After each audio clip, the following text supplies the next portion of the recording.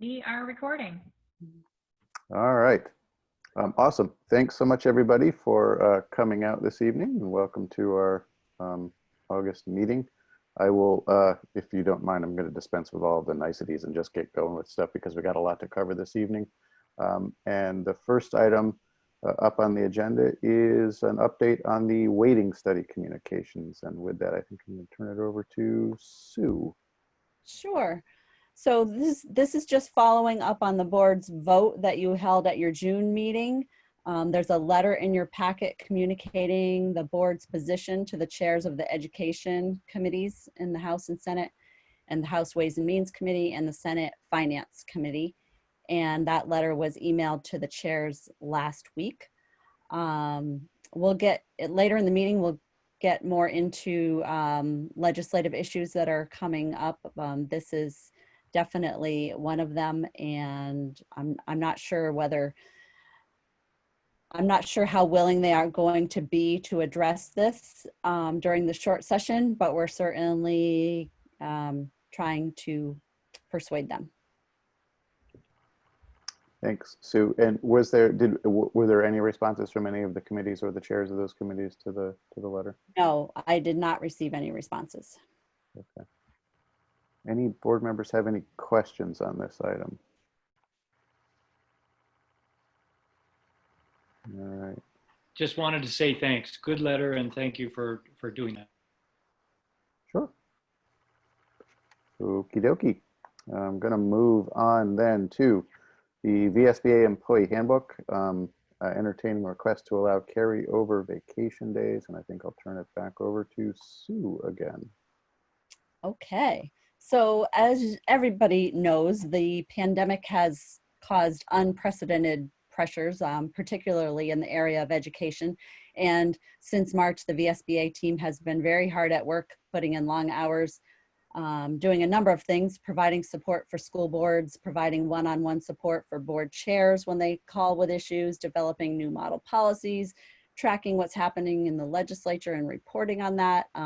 The legislature also was in session until the end of June, which is unusual, and they're reconvening in August, on August 25th, providing board trainings, serving on the Secretary of Education's advisory group, working with other education associations and VSBA to provide information addressing legal and human resources issues caused by the pandemic, planning and executing our first remote conference, which was moved from November to July in order to provide information about reopening schools in a timely manner. And the list goes on. I don't want to keep talking, but just suffice it to say that the pace of the work and the volume of the work has not allowed VSBA staff to take their normal number of vacation days.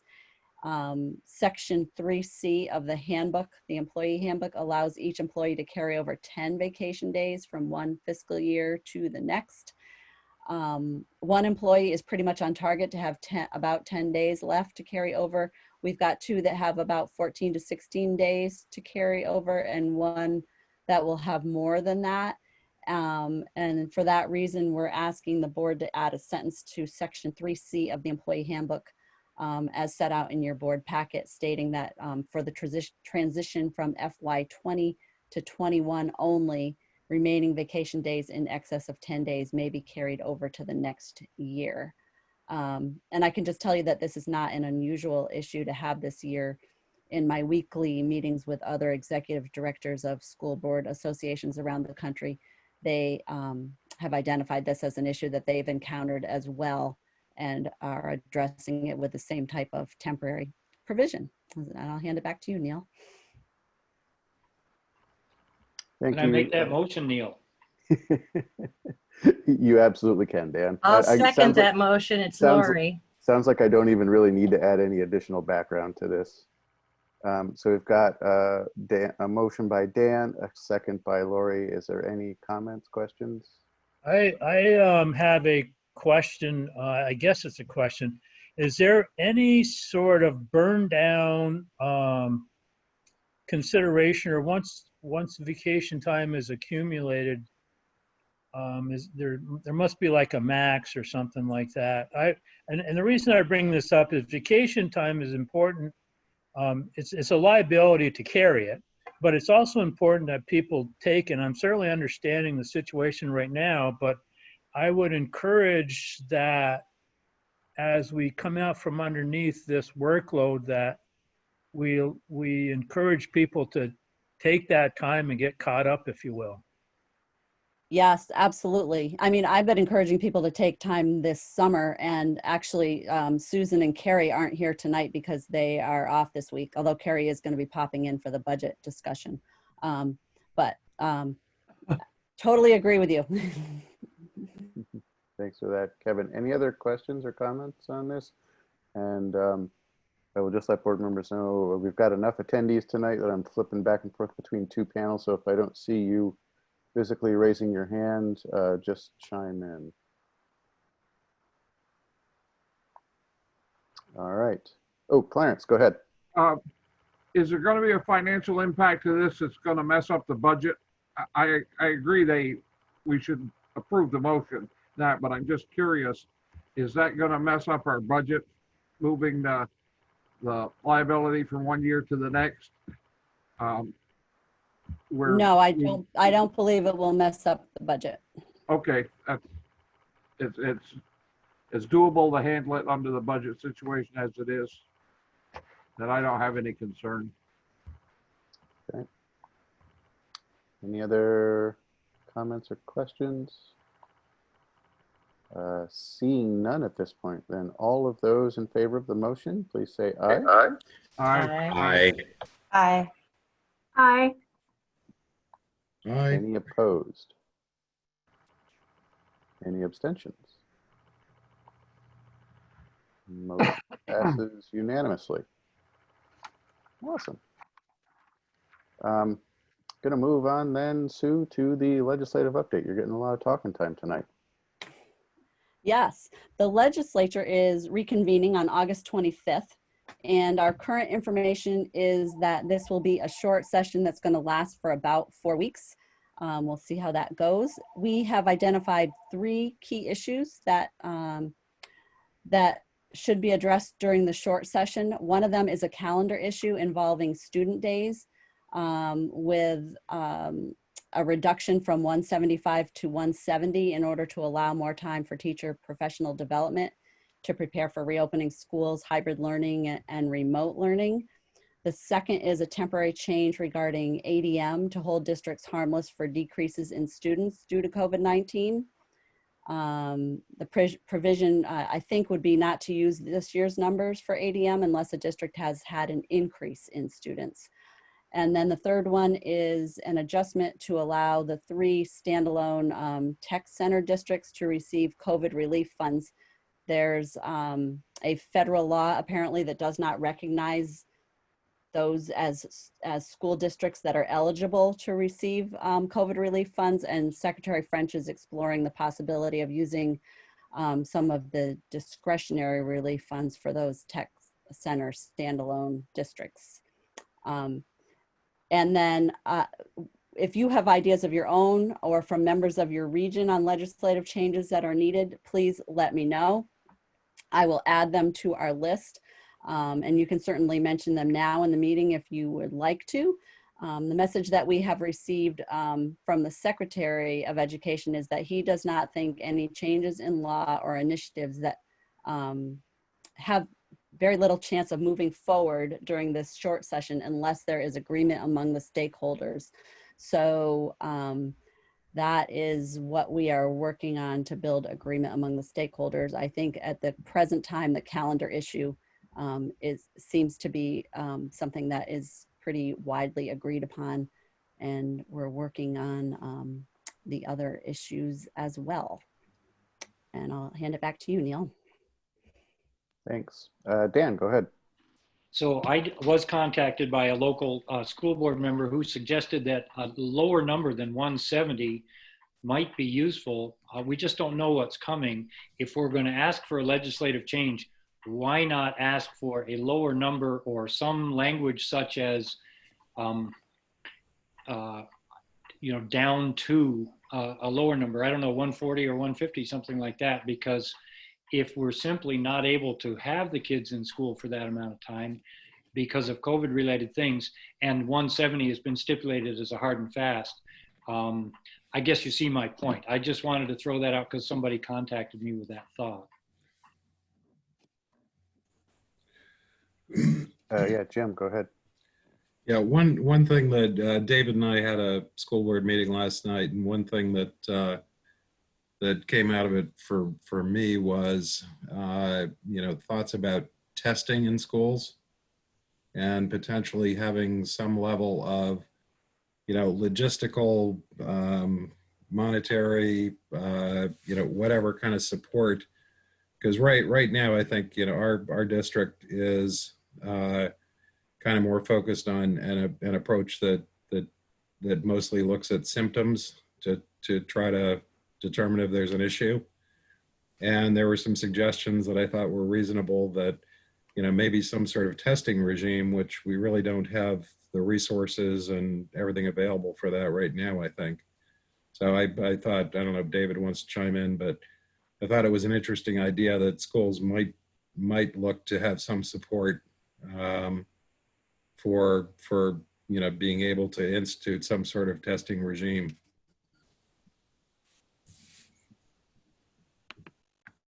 Sorry, go ahead, David. I agree with what Jim says, but I actually want to support Dan's notion or comment, because one of the other issues was with the governor delaying the start of school till September 8th, but teachers are still starting at their regular time. That means their contracts of days will run out before the students have reached their 175 days. So I don't know if anyone's paid any attention to that, but there ought to be some flexibility built in so that, the spirit of the law is being met, even if the letter of the law isn't. Thanks. Good point. Don, go ahead. A question for Sue. Do you think there's going to be any move on the healthcare related issues regarding VHI, et cetera, and any of the things that are people on the statewide plan? Anything going to be addressed that's been on the table with healthcare? I have not heard that that's going to be addressed in this short session. I think it's still on the docket for January. All right, thank you. And the other thing, as a former school board member, caught me this past week with all the talk about school opening and budgets and things. And I thought his comment was very appropriate. He said, tell those legislators, don't balance the budget on the back of our kids. He said, anything they need to do, they should have the responsibility to make it work out in Montpelier and not increase their taxes. But he's pretty emphatic that when cuts start happening and the state doesn't live up to its obligation, then the children lose. Thanks, Don. And I think parallel to that was an item that Judy had put in the chat this evening about concerns that any COVID relief money provided to schools would be clawed back by the state, maybe in the form of a reduced education payment.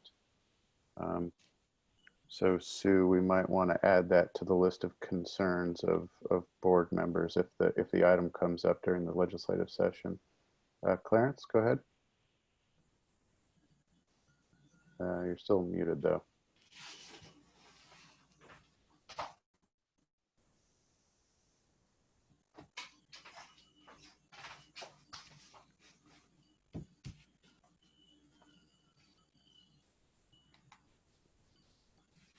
Still on, there we go. Okay. Don't let the legislature mess with the new insurance negotiation laws. Across the table, they're all pushing for local grievance procedure. Based on that, they can't agree on what grievance procedure ought to be. The legislature doesn't need to change the law right now, in my opinion, because they'll just screw it up. It's bad enough the way it is. I'm not saying this very well, but they want to get it down where they can grieve issues about the insurance thing locally, and that's the last thing we want is 20 different settlements for the same issues around the state. And so on this short session, just don't move with that. I think the NEAs want something, but so I don't know what's going to happen. Yeah, thanks for that, Clarence. And Got to guard against that one. yeah, as board members may recall, so the VSBA actually was involved early in the session on some potential changes to the healthcare negotiations law. We had spent some time working through that, in particular because the chair of Senate Ed basically asked us, VSBA and Vermont NEA, to see if we could get together and come up with some mutually agreed upon items for change. That effort didn't prove to be as successful as I think some had hoped it would be. And so I believe our current position, our thinking on this is that the very few areas that we were able to sort of work through just didn't offset the very large number of areas that we weren't able to come to an agreement on. Things that NEA wanted to see added that we didn't think were appropriate, and quite honestly, vice versa as well too. So at least we didn't think probably back in June or so that there was going to be much traction on those proposed changes, but I don't know, Sue, if you've heard anything else related to that.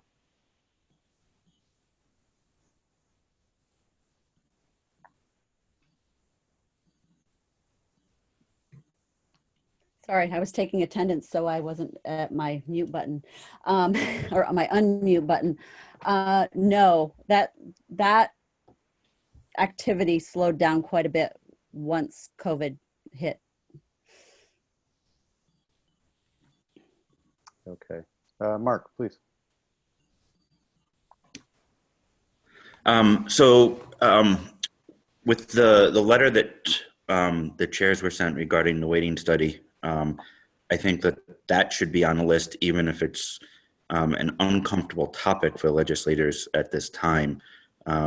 We have at least one district down here that has canceled pre-K because of lack of resources. And I'm sure that that's happening in other places in the state also. And it's one of these, rural, low-income areas. So they really need to address this. The pandemic is just amplifying these inequities. Yep, thanks for that, Mark. Yeah, the waiting study is on our long list. The 3-item lists that I gave you were the ones that we're trying to get everyone to agree on. I don't know if we can get everyone to agree on the waiting study, but it is on our list. Okay, great, thank you. Yeah, because we know that this is going to be a pretty short end of the session, I think, and we probably want to make sure that we've got our attention and focus on those things that we think are likely to have broad support, which I think would be the number of days, in addition to the ADM count, I think is probably the other top one. So is my recollection correct that the legislature is coming back together to recenter around the budget? And seems like if that's the case, they're exactly correct in saying they're not going to have much bandwidth for anything else.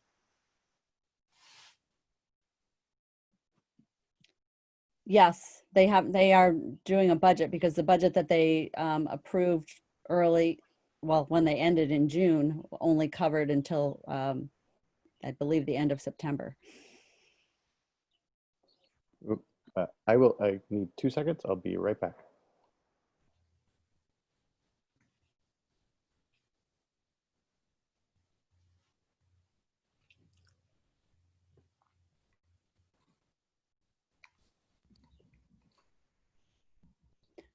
Anything, and does anyone else have any comments regarding the legislature? Sue, it's Kim Gleason, and from Chittenden, Grand Isle, and inquiring of our board chairs, sorry, chairs making all sorts of noise here. There were a couple of others that are pretty timely, I think. And one was voting options to be allowed to include Australian ballot without waiting a year to warn in advance, given COVID. So some districts the legislation might speak to requiring in-person voting, and we can't really even do that right now. So that came to us out of, I think it's a resolution that's being put forth anyway from MMU USD. And then the other was to ask if there were any way for support to assist districts with childcare for school employees.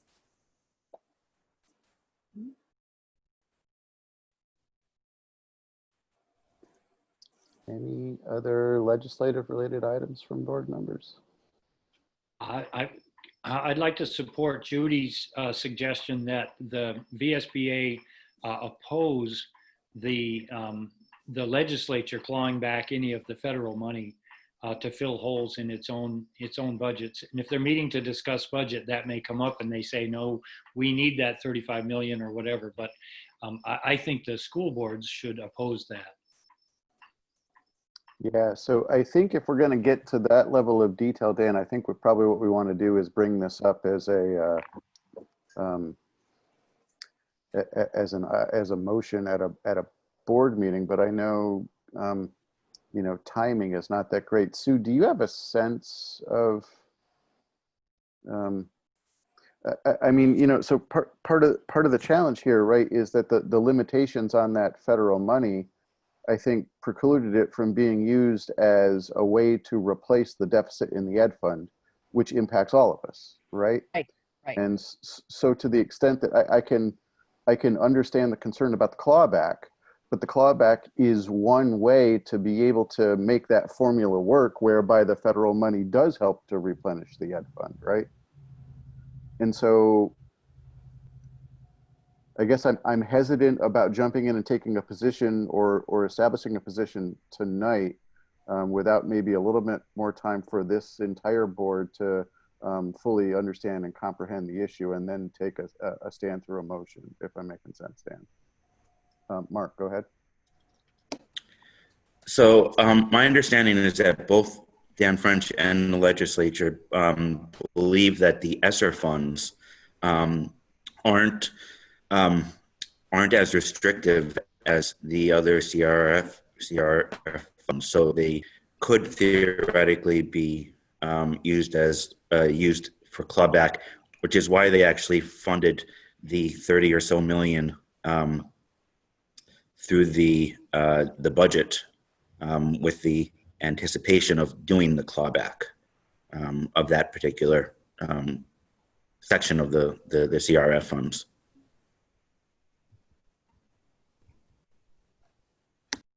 Okay. Sue, does that match what you were hearing? I think so, if I'm understanding Mark correctly. He's right that the ESSER funds are not as restrictive in use. Okay. Sue, remind me again, timing of this upcoming session. Expects to wrap up by when? Well, they were talking about 4 weeks, and it starts on August 25th. Sorry, I'm muted. They were talking about 4 weeks, and it starts on August 25th. So they would still be in session for your next meeting, but they would be, have been in session for about 2 to 3 weeks by then.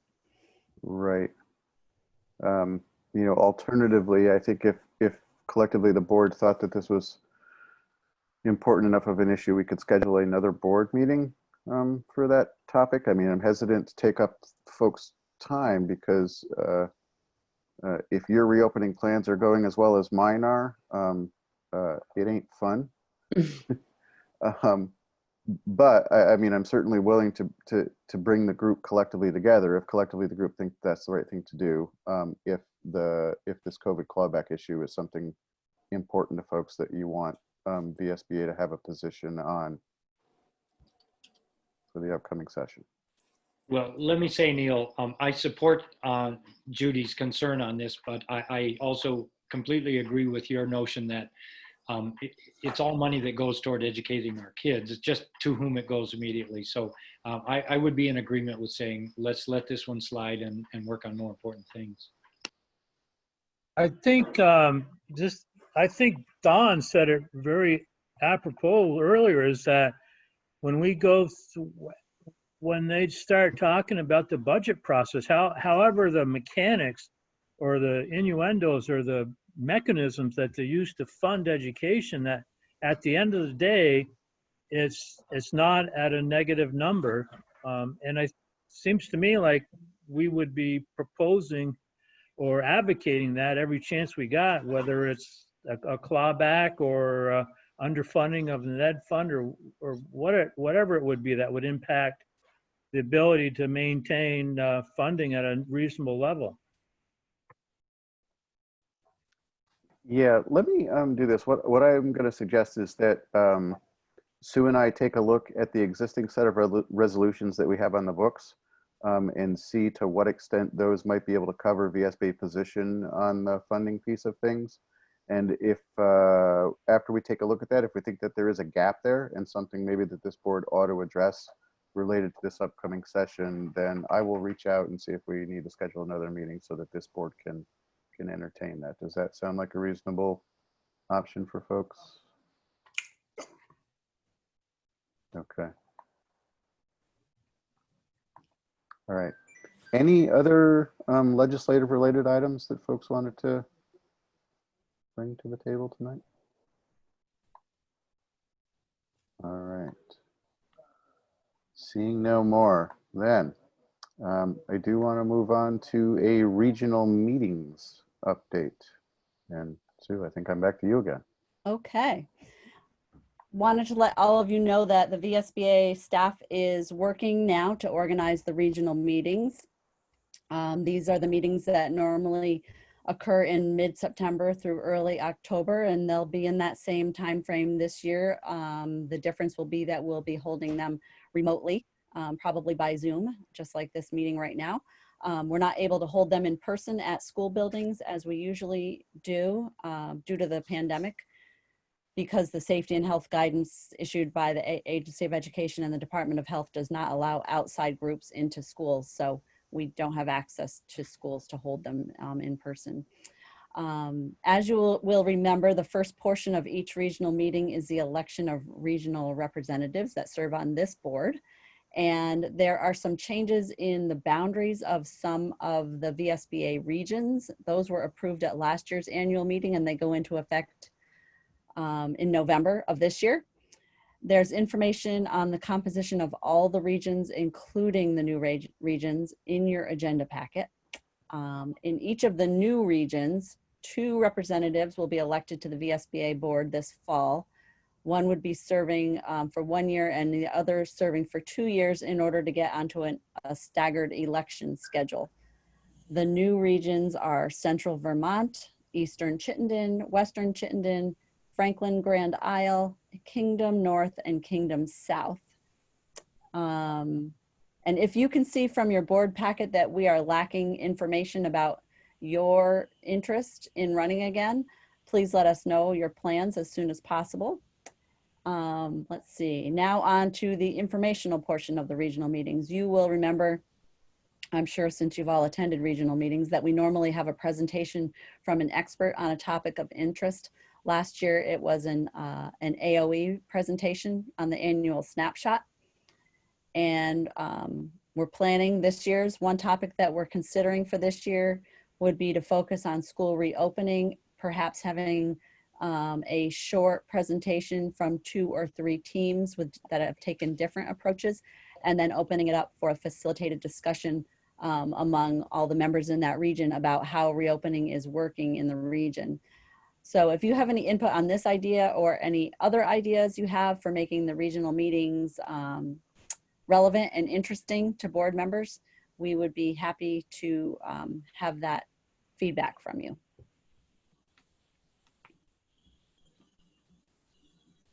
Any feedback right away? And certainly we are more than welcome to take that if you just want to send an email to Sue, you know, or myself about that. but this is sort of the culmination of a lot of hard work in getting our regions set up, making sure that we've got the folks running for seats in there and everything. And so I want to appreciate all of the hard work that got us to sort of this final step in realigning, our regions throughout the state. Okay.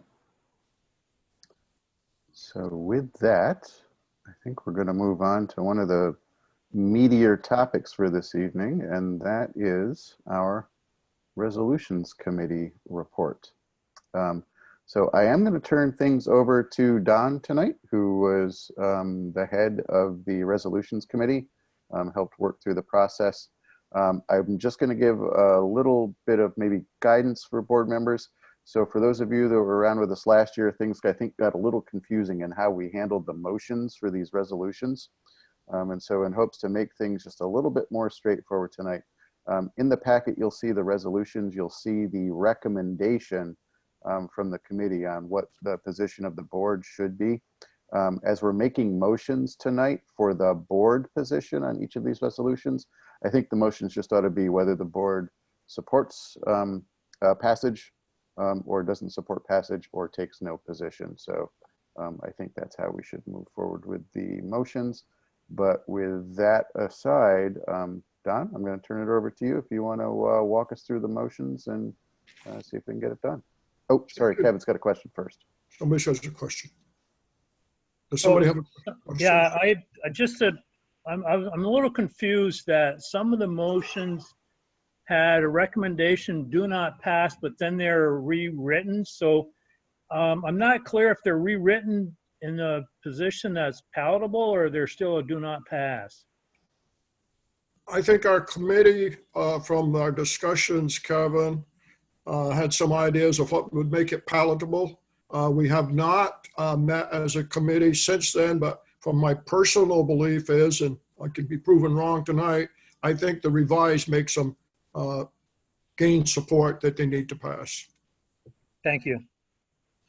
Okay, and Neil, thank you for that introduction, because it isn't as simple a process as it might appear to be, but we really have to come down to pass, do not pass, or take no position. So if the lady who has worked very diligently on this is available, I think she's pinch hitting for Carrie tonight and also worked very diligently on the resolutions. Sandra, here you are. Okay. Sandra's putting stuff up on our screens. Information was in your packet.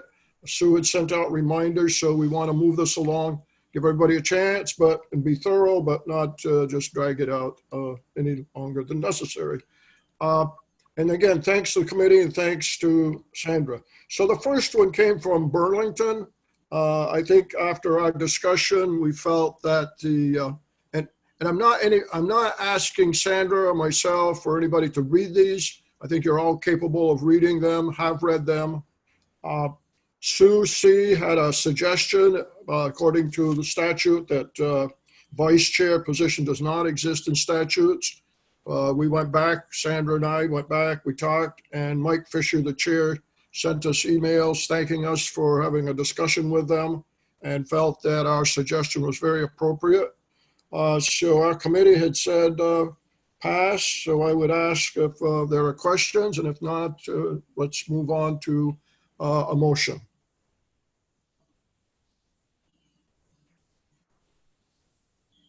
And I will just note, as before, now that we've got a little screen share going on, it makes it even harder for me to see everybody. So if you have something, you're raising your hand and I don't see you, just chime in.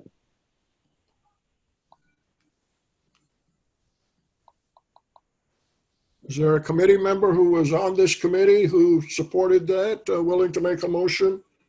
I can move that we accept, it's Kim Gleason, I'm not on the committee, but is it fine? If we just want the motion so we can have a discussion, is that the point? That's very appropriate, Kim. Okay, I move that we accept the resolution from Burlington School District. Whether we recommend a Yes, I think with that we support. Is that how we want to say it, Neil? That we support if we're recommending pass? I think to pass, we move to pass the resolution as a Okay. board. All right, then I make that motion. So moved. I'll second that motion. Jim Salzgiver. Any further discussions or questions? As I say, our committee discussed it, felt that there might be an instance where you're not asking to have a person removed from the board, but from a position of leadership, which would be chair or clerk. If there are no other questions, I'm going to call for a vote, and all affirmative of Kim's motion to pass signify by aye with a handshake or a thumbs up or a yes. How many in favor? Aye. Aye. Aye. Anyone opposed? Any abstentions? I'm going to abstain. I just don't understand it well enough, but I do not want to hold the process up. Okay. You sure, Dan? Okay. Never sure, but All often right. count. Okay, so let's move on to number 2. We got number 2 up on the screen. Jim, do you want to speak to that one? You were a member of our committee, and this also came from your area. Do you want to speak to it? Sure. Just briefly, I think we've all, been hit with the sort of lack of broadband access around the state, and how that's become much more difficult in the time of the pandemic, and had a very serious impact on trying to ensure that we provide all our kids with equitable learning opportunities. So we just wanted to, as a district, point the legislature and administration towards, really trying to make, there is progress being made in the state, but we want to keep them focused on, from the perspective of education and, families who with kids in school, that they really need to focus on solving that problem for to support education. And we included in there that basically something that please do so, but don't do so once again on school board budgets. So that's the gist. So Jim, are you prepared to make a motion? I am. So I'll make a motion for the board to take a position of pass on resolution proposal number 2. Mark Schauber, I'll second. Oh, okay. All right. I don't know if I heard David Chandler first or Mark, but one of them gets credit for it. Mark beat me. All right. Okay. All right. So any further discussion or questions on number 2? Don, this is Lori Childers. Yes. Hi. I am wondering if this should be on our list that Sue is taking to the legislators for the short period. This is super important, and we're already behind the ball. I guess what I would ask Lori is that once we get through the resolutions and we're back under maybe other business or whatever, bring that back to Neil and Sue and see if they think it's appropriate. Sounds good. Thanks. Okay. All right. All in favor of the motion in the second, say aye, or raise your hand or give thumbs up. Aye. Aye. Anyone opposed? Anyone abstain? Okay, so now we move into number 3. And we had a few motions, resolutions that needed some work. And this is where I'm going to go back to Sandra. Sandra and I had couple of conversations with the people in the Mount Mansfield district. I think Sue or Neil, other people may have been in on some of them, but Sandra, we have the language that they submitted as revised, right? Yes. Right here, it's a little yellow line. I believe, but again, I want the committee to look at it carefully. I believe that after having a good discussion with them and speaking to some of the concerns of the resolutions committee, they addressed it. I wished Adrian was here because she was one that was very articulate on this, but I've had no negative feedback from any of the committee members since these went out from Sue and Carrie's office, and Sandra. So I believe that what they're trying to do, they have been able to make it a little more specific. And I would look to the members of the committee if they have any concerns to voice them now. Otherwise, I would ask for a motion to pass this revised resolution. Sandra, anything you want to add? Go ahead. No, I think that the language is clear here. One thing, if I can jump in, the one thing I would like to add is I think this is one of those bills that Neil was looking to see if there was something that encouraged the legislature not to cut the kids short. And I think this covers a lot of what we were talking about 10 minutes ago. So if you need a motion, I'll give you the motion. I recommend I make a movement that we go for a pass on this. Is there a second to David's motion? I'll second that. It's Dan. Any further discussion? I think, David, you did a nice summary of how it ties into our more general conversations.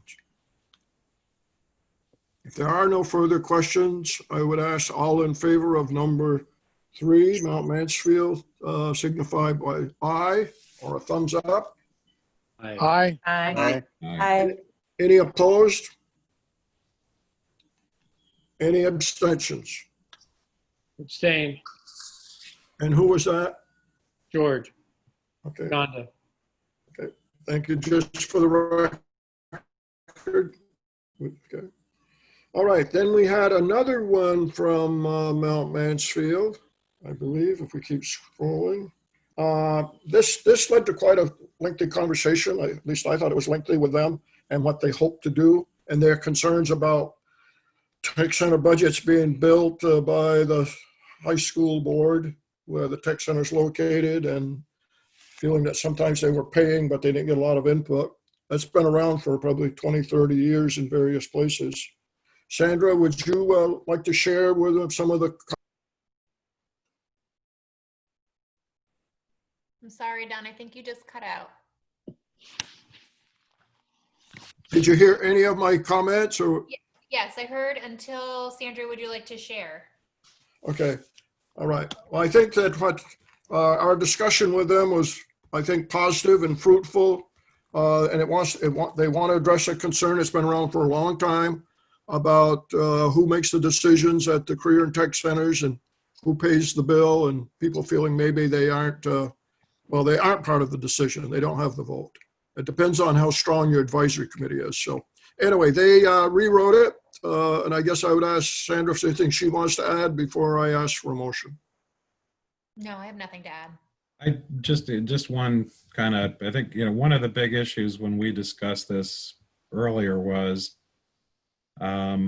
whether or not the idea of a study was a good idea, but the question, I don't think we came to any conclusions as to what that study should conclude. And this language is suggesting that what the conclusion of that study should be, that do the study to understand, and then the study would recommend changes to enable all districts to have shared representative governance. Mm-hmm. And just to me, I'm a little surprised that that's calling for a specific outcome from the study before the study's been done. Mm-hmm. That just gives me a little bit of pause for the draft. Don, it's Mark Schauber. I agree with Jim. I actually, that gives me a more than just a little bit of pause. Just pre-deciding what the study is going to recommend is the antithesis of what a study should be.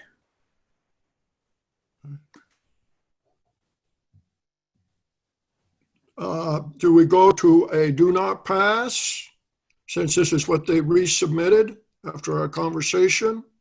Don, this is Lori Childers. I'll make a motion to not pass the revised resolution number 4.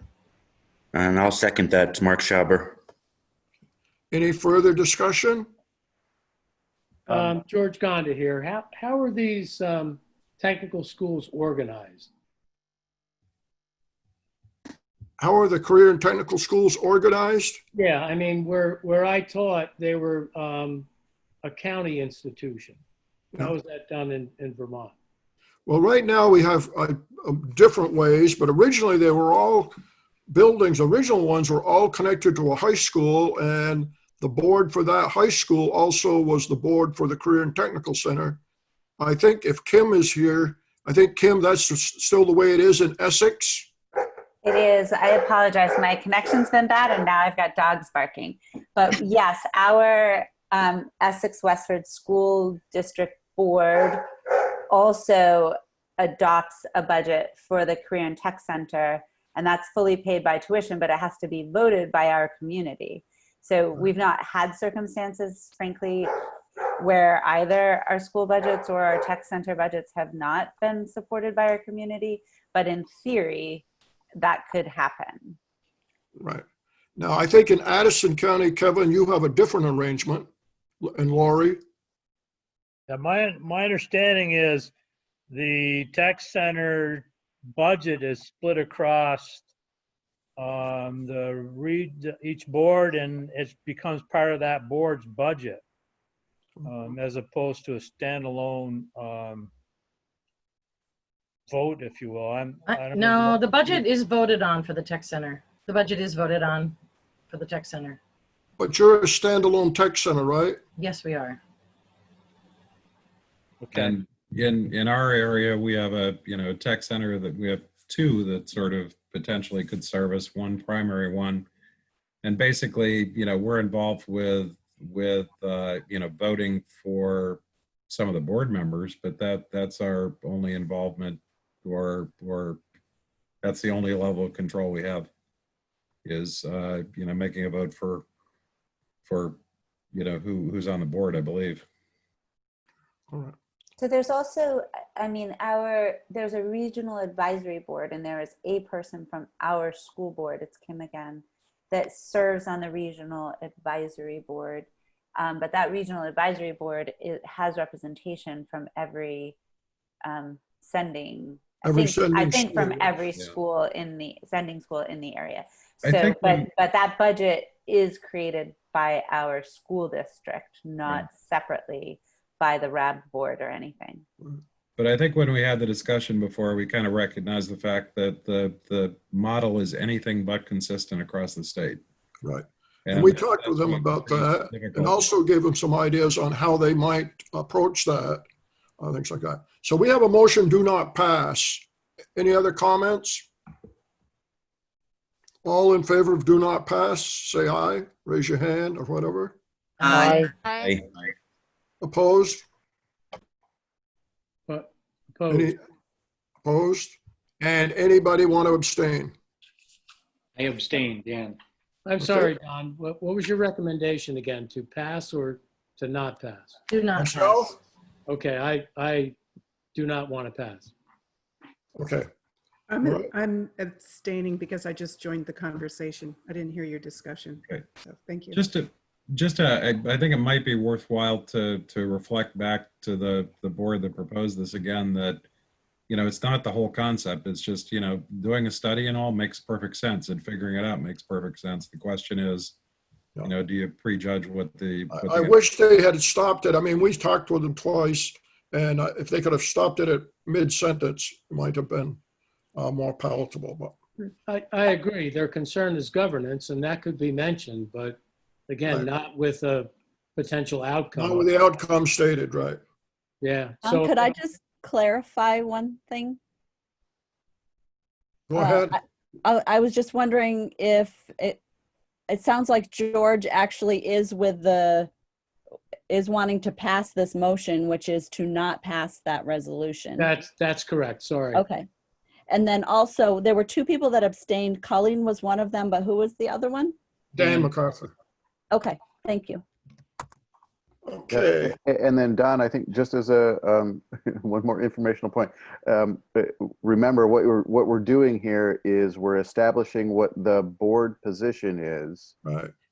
for the recommendation on passage or not passing these resolutions when they're presented at the annual meeting. Right. right? So all of these resolutions go forward to the annual meeting. Right. They will And be they a- will be told that. they- I'll call Kevin and tell him that. Yep, they will be accompanied by our recommendation, and our recommendation is what we're doing tonight. Yeah. So I just want to make it We everybody. voted yes to say no. Yes, I guess what I'm saying here, Don, is maybe for the ones coming up, right, the motion ought to be that the board is recommending either pass or do not pass for this resolution. Okay, I hear you. Yeah. But I think in a case like this, if the board knew that, I think it could be useful for the board to know that if you cut it off at the first sentence, we would have probably passed it. So, they could always make a proposal at the annual meeting that, okay, how about just the first sentence? Right. So if they wanted to amend that, just because they're in our region, or maybe it's something that Sue or Sandra or Dawn get back to them on. I just can't remember the process. Do they need to bring a revised version with a bunch of copies, although that's not a real thing anymore because we won't be together in that way? I just didn't know when we get to October 29th, maybe we'll want to clarify how we'll handle revisions to, what the board had already looked at. Right. And there were some other suggestions. In fact, I as the chair took, I guess, I don't know if it's a right I had or not, but told them they really should go back to your advisory committee. They have a voice there, and make that an issue that's discussed there and come up with a resolution. But they went another route.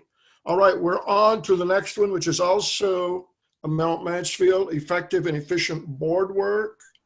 Sandra, that one's coming up.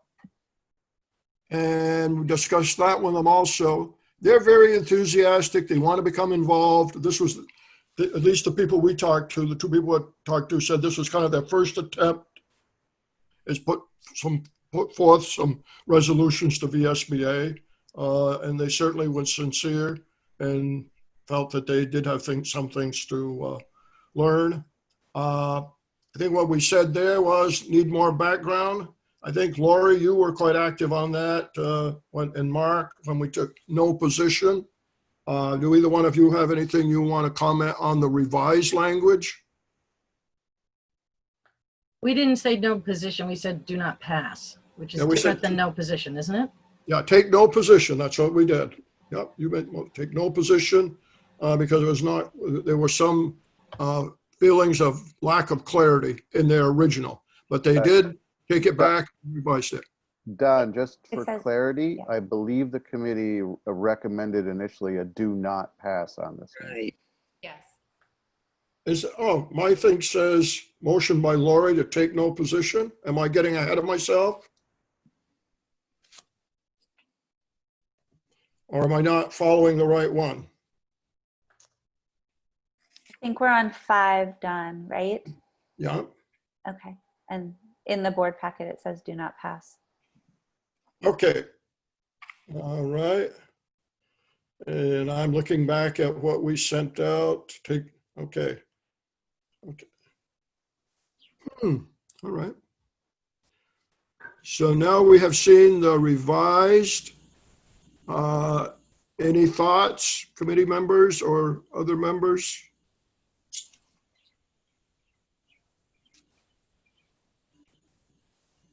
I will say it seems pretty broad.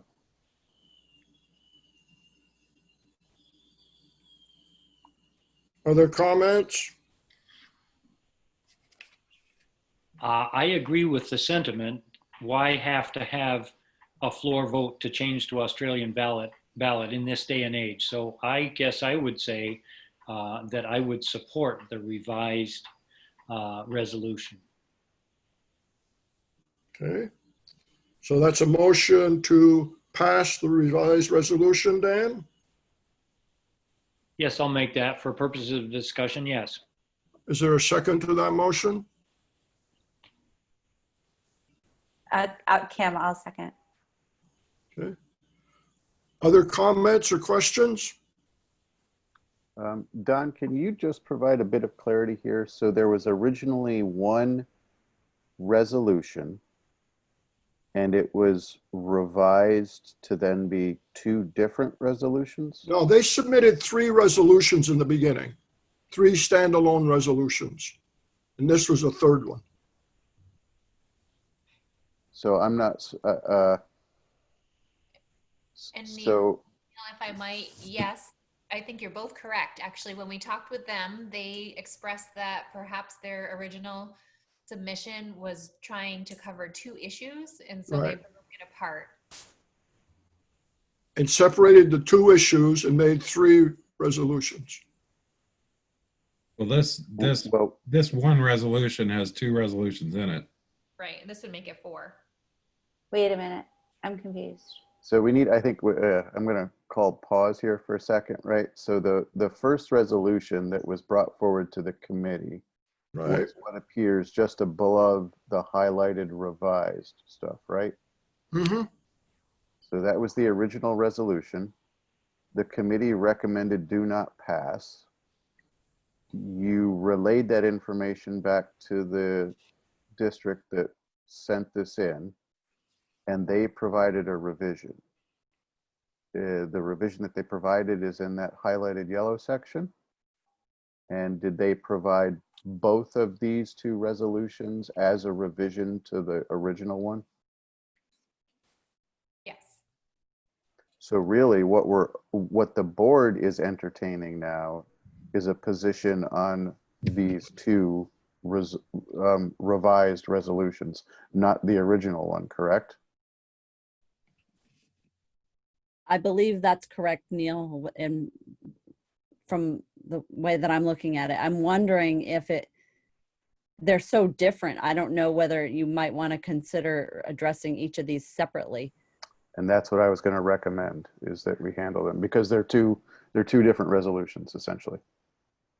So having made the motion to approve them without realizing that there was that 5A, if you will allow me, Don or Neil, I was referring to 5B, and I guess if possible, I would make my motion, if Kim would accept the second, to pass 5B. That this board supports passage of 5B. I'm fine with that friendly amendment. So I'll second that version.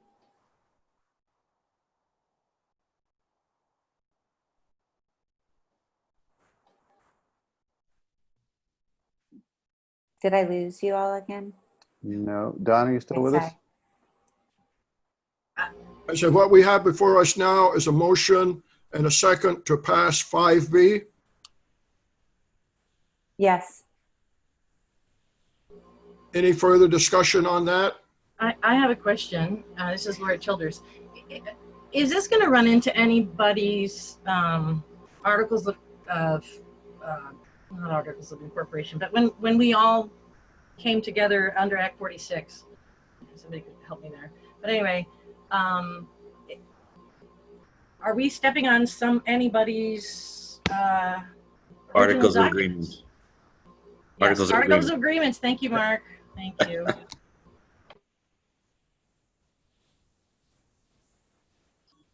Because our articles of agreement said these are the things you'll vote on the floor, and these are the things you'll vote on for Australian ballot. Yeah, I don't have our articles in front of us, but I think you are correct in that this would step on that particular section of our articles. I don't remember when we merged whether that was particular, because I believe by then we were doing the school budget by Australian, but our meeting did several other articles. And since we ended up having to vote, because we were supposed to have an April vote and we ended up voting June 1st, I think. At that point, our ballot included all the things that were to have been in our meeting. So it was, I don't know if I mean, I think it was legal for us to do that. We didn't have a choice because we couldn't meet in person.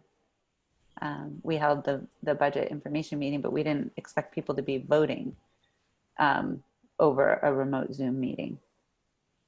And Don, can I say that I think that the resolution allows the school district the option. They would presumably have to still, the district would presumably have to take the vote to do this, but they would at least be allowed the option by the Vermont state statutes. So I don't know that I don't believe it steps on the toes, just allows an option to all districts. In our discussions with them, Dan, I would say that that's pretty accurate of what I heard, but I don't know. So any further comments on this particular part? All in favor of to pass on this, say aye or raise your hand. Pass. Aye. Aye. Aye. Pass. Opposed? Aye. Oh, this is Mark Clough, a no. Nay. Lance, a no. I think this needs more investigation. Yeah, Mark Schaubert, no. Okay, 3 noes. No, Nancy Russell, no. Sarah Sweet, no. So 5 noes. Jim Don, Snyder. I would recommend at this point you do a roll call. Okay, Sandra or Neil, can you see the full screen? I can only see part of the screen as I go through.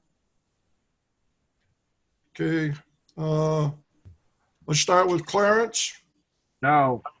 Dan, Yes. let me see where I can get my little cursor going here. See. All right, Jim, I'm going to say no. David, I'm going to say yes. Nancy, No. Kevin, Yes. Mark, Clough, no. Nielsen, no. Yes. Tara, Tara Sweet,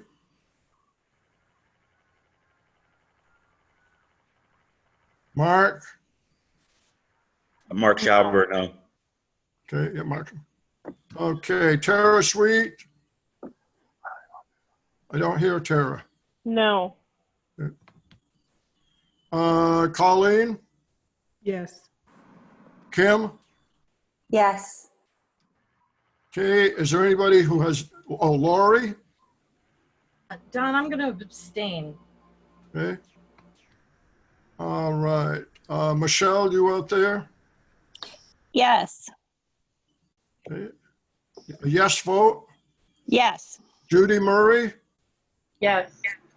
Amy McMullen, Yes. and Mark, we got you earlier, right? If you did, that's fine. I said no. Okay. All right, who was tallying? What about Neil? Has he had a chance to vote? If I see, oh, I missed Neil. He was too close to me in the photo. Neil, I'll say yes. thank you, Dan. Sandra, are you there? Yes, I am here. 1, And what was the result? 5, 6. I'm counting 6 nays. Is that what you got, Sue? I think I had seven no's. Yep. 1 abstention and the rest were yeses. So it did pass. Yes. 1, 2, 3, 4, 5, 6. Yes.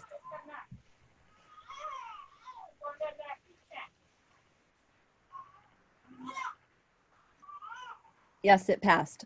Okay. All right. So Sandra or somebody help me out. This really got mixed up here. I have 2 computers and apparently the list that I was looking at was not the most recent one. And so I blew it. We still have some Mansfield information to vote on? Or are we ready? My question would be, what about 5A? So I make the motion, it's Kim, that we recommend, I actually have no idea what we want to recommend. So do not pass on 5A. Hold on. No, then I got to look at it again. I apologize. I'm going to withdraw my not quite motion. I'll make a motion that we do not pass 5A. Does I have a second? George Conda, I'll second that. Okay, George. Questions, discussion?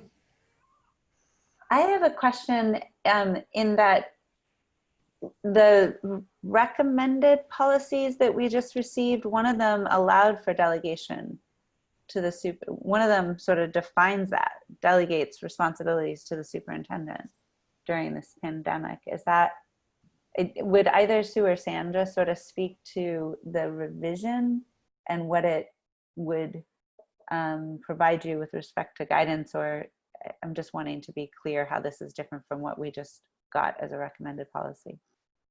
I don't think it is all that different. I think currently boards, especially boards that use policy governance, do delegate a significant amount to their superintendent. So I'm not completely clear what they're asking for here. I think one of the things there's a good example is the board by statute has to hire and I think fire staff. And obviously we're using policy governance in MAUSD, and it's basically handled through a consensus vote or a consensus item. But this, I think it's talking about, there's a few little statutory things like that that still the board is required to act on, that typically is a superintendent responsibility if you're under policy governance. I wonder, the other thing I'm thinking of, Sue, is that our policy that we just wrote around delegation is only during the state of emergency. That's true. Yes, it is only during the state of emergency. Yep. Yeah, personally, I just find, the conceptually, I don't have a problem, but it is so broad that if there were specifics, as like Kevin brought up, there are specific things like hiring. There are, specific things where the board is still required to be involved where we really don't add much. But, I'd almost kind of like it to be a little more specific as what they want to change, and instead of just saying, okay, board should be able to do whatever they want as far as delegation. Kevin again, even though we're operating policy governance, it's not an issue to handle these items underneath the consensus agenda. And I'm not terribly excited to endorse this or support this. This is Colleen, and we don't use the term policy governance in our district. It's a 4,000 student district, so of course board members cannot be, we have to have our distance from management and so forth, and stay within our lane. I don't really understand what this resolution would accomplish that does not already exist under statute. And so for that reason, I would not, I would vote no on it.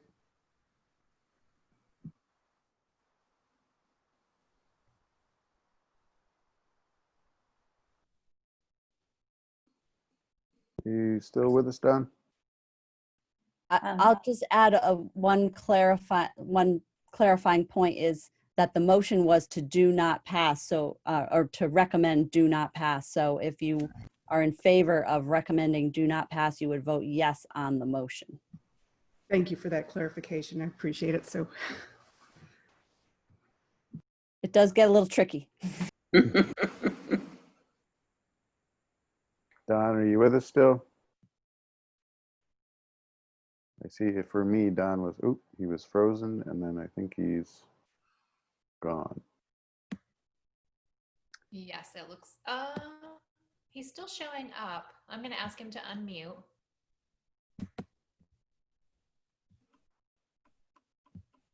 Okay, I'm having technical problems with my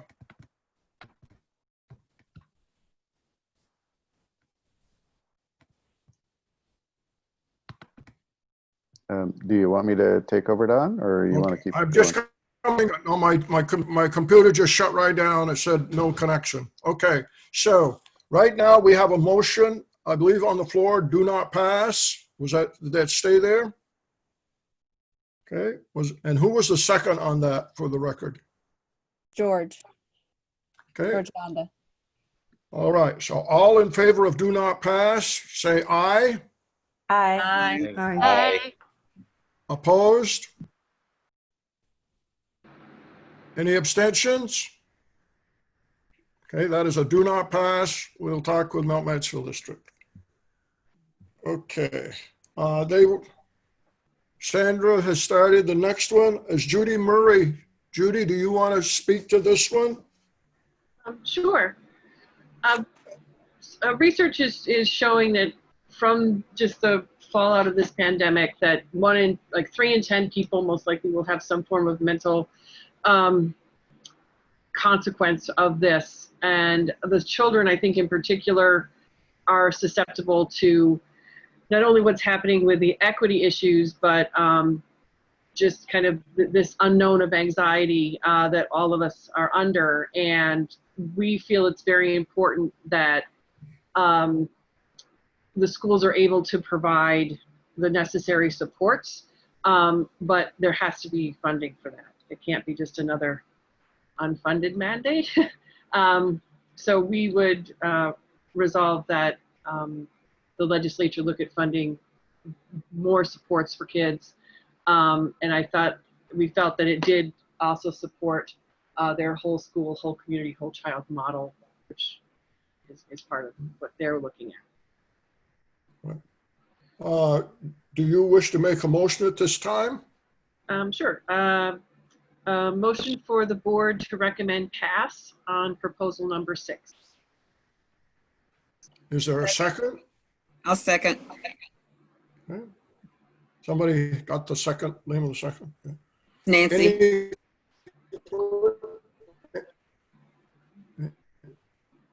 Any other discussion? Dawn, I'm wondering if you shut off your video, if we might hear your voice better.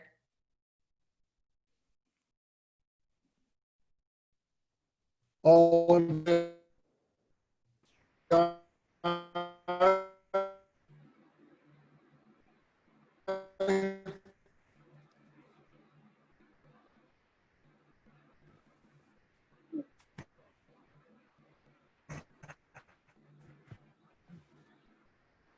My screen reshuffled, but I'm not sure. Yeah, sorry, I'm looking to see if he, Looks like he's still on but muted. yeah. Don, maybe a recommendation, try turning off your camera, but then unmute and see if that's any better. There we go. All right. Can you hear me now? We can hear you. We just didn't hear you call the question. All right, I did, but my thing says unstable.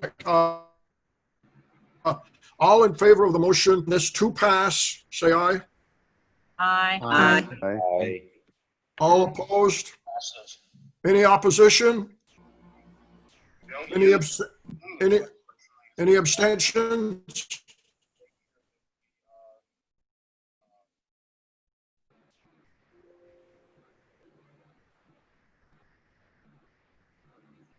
Can you hear me, Sandra? I can hear you now. Okay.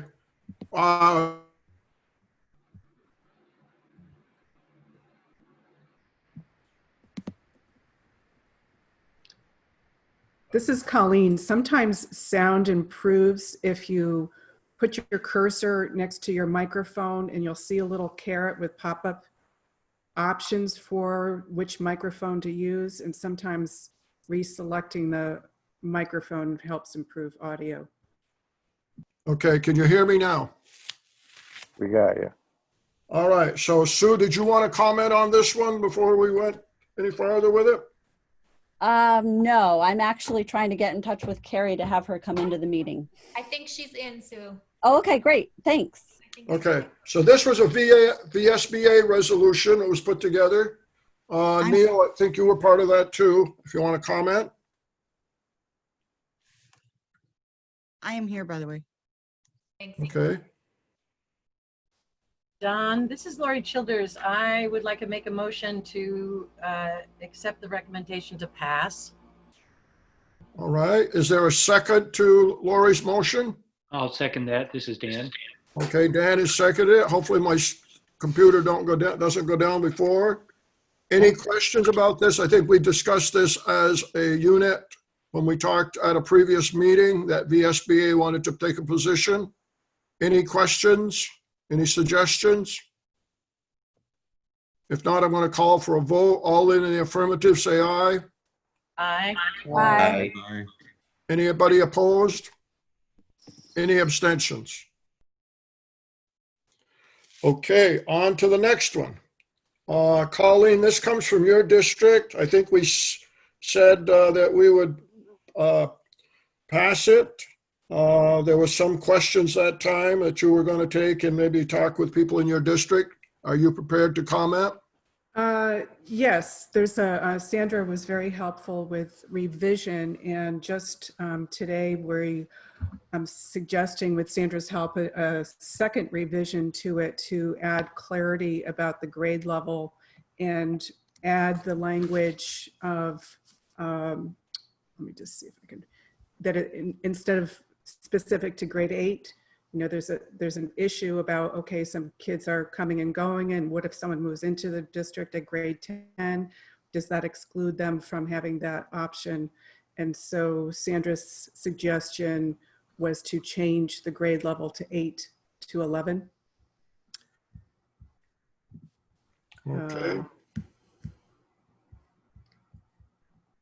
And so let me just scroll, I'm looking at it.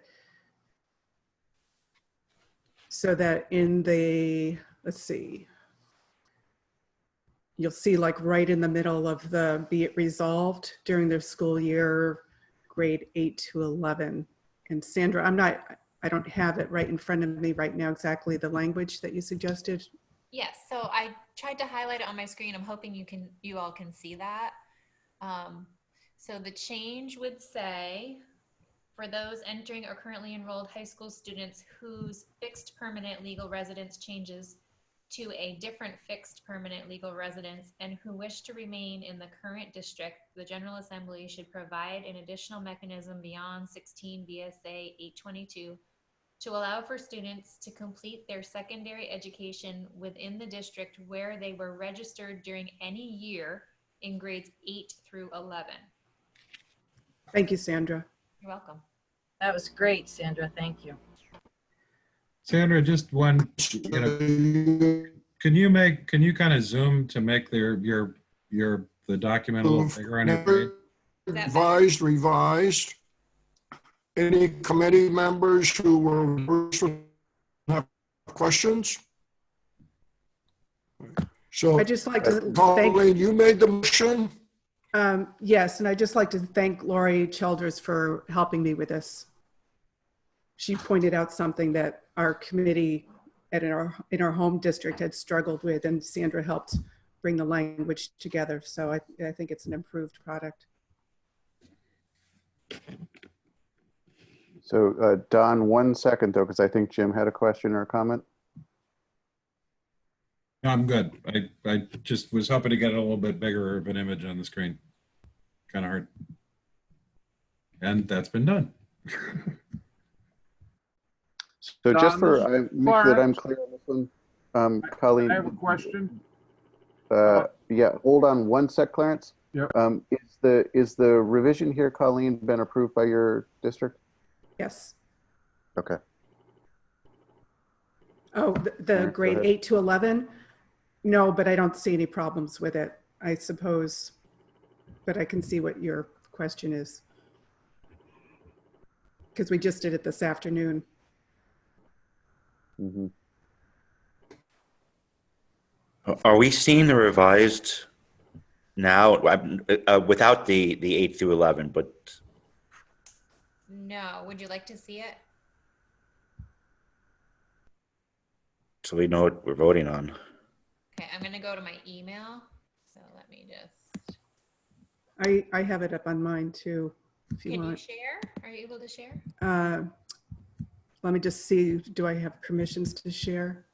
If not, I'll have it up in just a second. Yeah, I've got permissions to share. Oops. Okay. Wait a I think minute. you should be able to see this. Hold on just a sec. Could you see my email Yeah, I have, yep.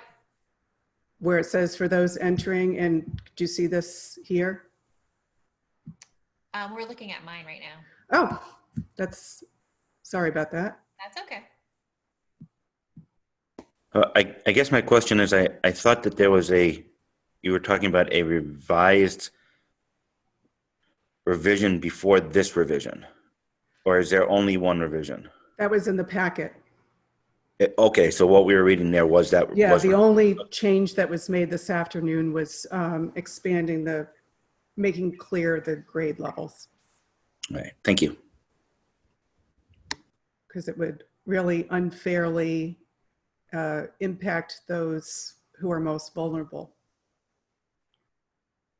So I'd like to make a motion to pass this resolution following the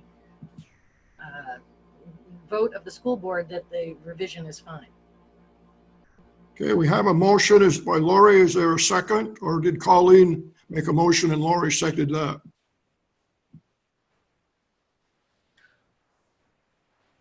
I'll do whatever you tell us to do. Yeah. I thought, Colleen, did you make a motion initially? You know, I don't think I formally did, but I will make that motion to, is that what you would? Well, I think Lori made a motion that I thought you had before. Mike, Okay, then I'll second Lori's motion. Okay, I've been going offline. I can hear you talk, but Comcast keeps coming on with a message that it's unstable and I lose you and have to go back again.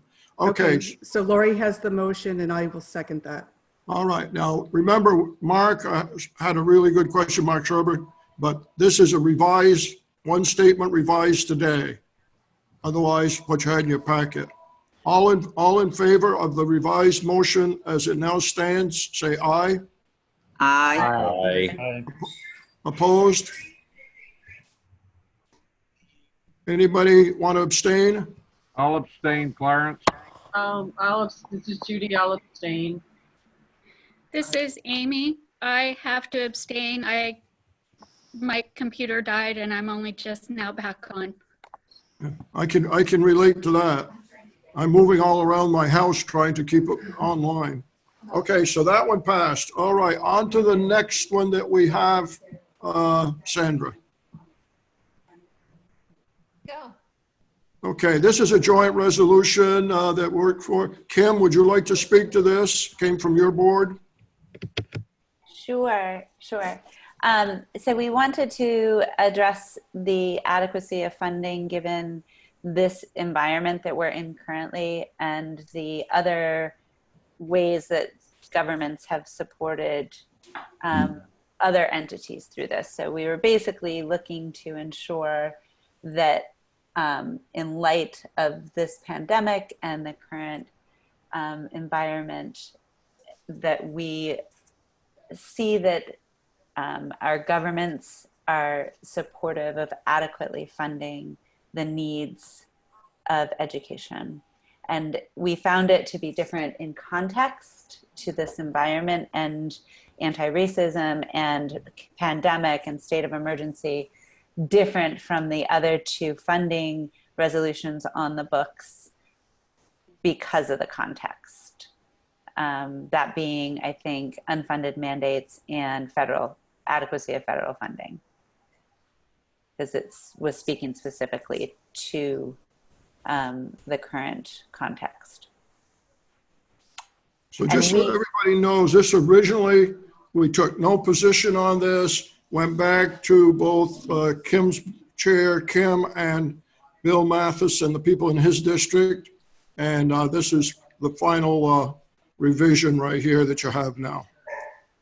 What we did in our revision was strengthen the be it therefore resolved and get more specific to the context that is referenced in all the whereases.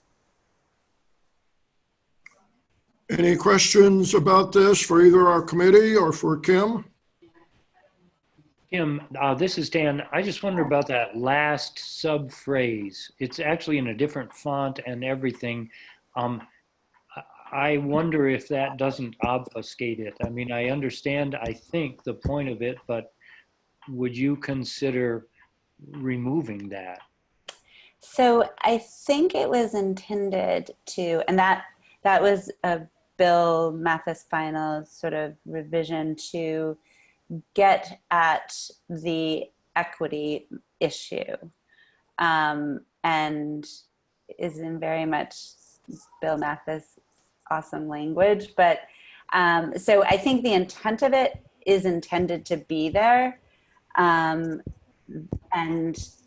the language is a little bit more flowery. So there may be a different way to say that. But I think, and as a matter of fact, I think Martha and I might have had it in there in a somewhat different set of language. But it is intended to address the equity matter. And for clarification, it's not, we can't modify these resolutions here. Right. These were submitted to us by the boards. So right. At this point, the only thing that we can do as a board is recommend pass or not pass. Right. And Dan, I think this was about the 6th revision that came from Bill. Yeah. I don't know if it was Bill, but and Kim at that time I think was traveling too and trying to work with us and work with Bill. So I think. So I guess we have to vote it up or down based on what we see here. That's As long as Bill is involved with the flowery language, then I support it. So right. this is Colleen. So, I mean, this is like, how can you not support this? Because it just seems, you know, of course, this is what we all want. This is why we're on the board. The challenge for me on this one is it's not specific. What does the word necessary mean? So the word necessary can mean a dozen different things depending on who is interpreting necessary. She's screwing me tonight. Yeah. So for me, it's not specific enough. You know, it's like that. I would advocate that it's more, you know, money that's been allocated is distributed or something like that. So I'll probably vote to continue to support this because it's like, how could you not? But to me, it doesn't really say anything that we don't already do. Mm-hmm. Yeah, which in a way raises that old question of, you know, that we ask boards on each one is, okay, is this already covered by existing resolutions? And I think to some extent it is. It's a different twist on it though. And I think it was intended to do just that, Jim, is address the new burdens that aren't necessarily spoken to, like in our federal funding laws or previous resolutions with unfunded mandates. I don't know that we can say preparing our schools to return to in-person education in the middle of a pandemic would be something I would put under unfunded mandate. It is an obligation that we are seeking to do, provided the guidance that's been given by the Department of Health and the AOE, and we're all trying to do it, but we are we didn't budget for it. None of us had the opportunity to think about that. And there, I think it is definitely a little bit of an apple pie and motherhood statement. And I think this version of it is a little bit more providing the context than the first version, at least in the Be It Resolved.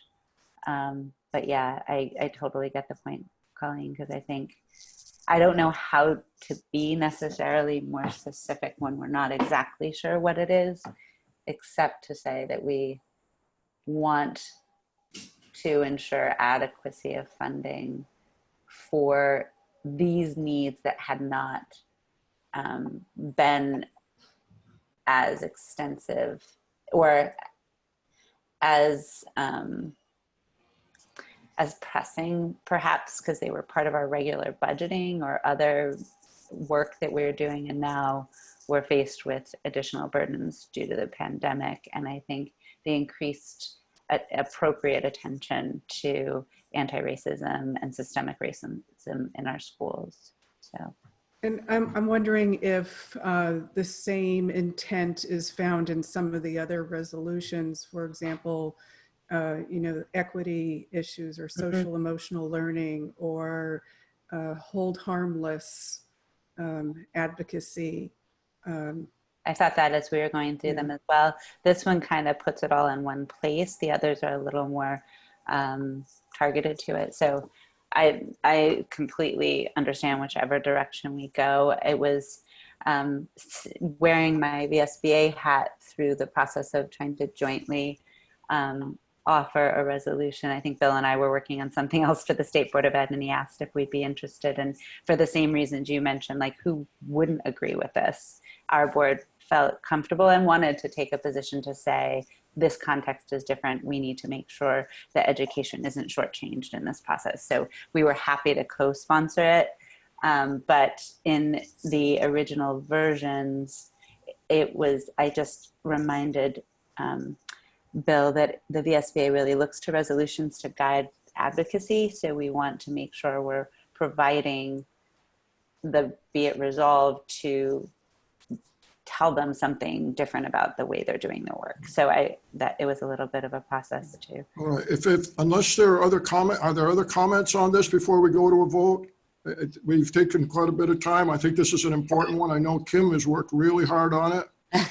I know that Bill has worked really hard on it. At one point, it looked like we might be going in two separate resolutions, but anything people. Can you remind me, this is Kevin, can you remind me of what the motion is? I don't think there's been a motion yet. I can move unless it's a conflict. I can make a move.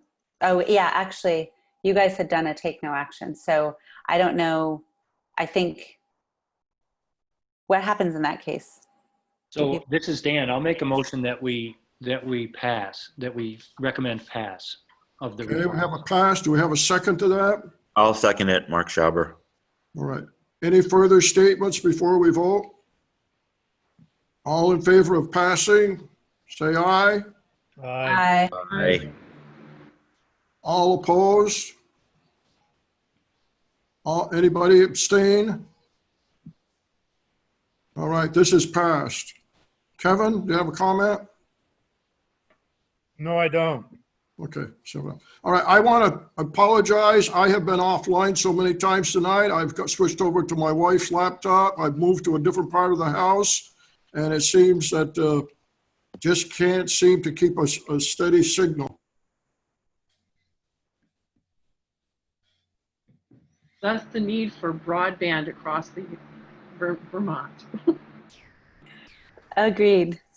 Thank you, Don. No, I think despite that, we made it through the resolutions process, board. So congratulations. Thank you to the committee for all the hard work that you guys did to get us here this evening. And thank you, board, for certainly reviewing all of these proposed resolutions and being informed and able to vote on them this evening. And I will be back in touch with Mount Mansfield. I think all the others, we are pretty clear where we stand, but I will be back to the Mount Mansfield folks.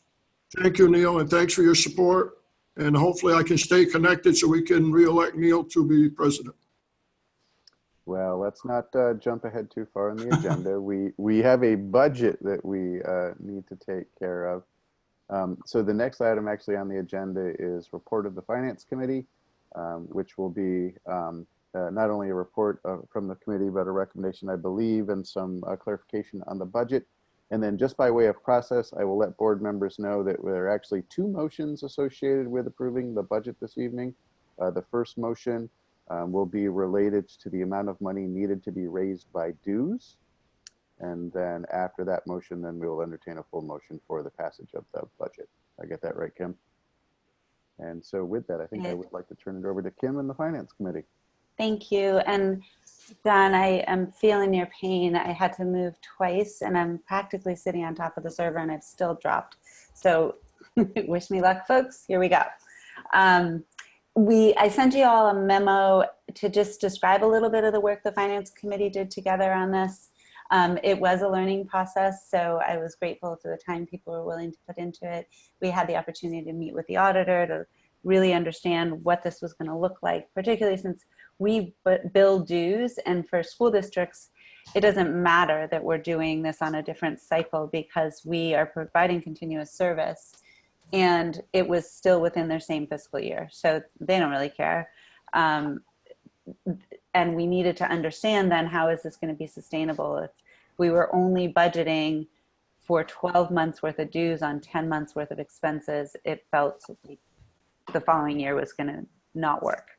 And so in speaking with her, we understood the way she was recommending we approach it is to budget a surplus, approximately the amount of 2 months. So that took a little learning.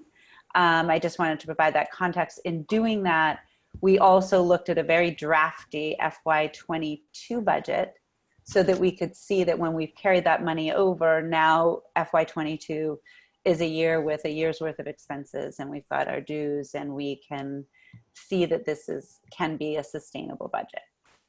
So included in your packet was, and these are tools we used in planning, was the 10-month budget for FY20, the year we're in right now.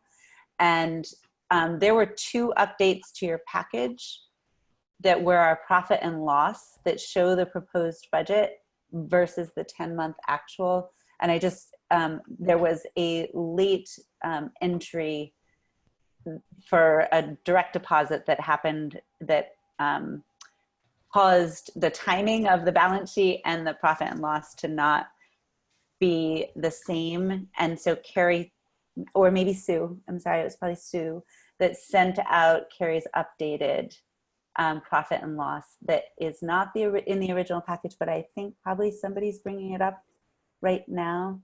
Is that true?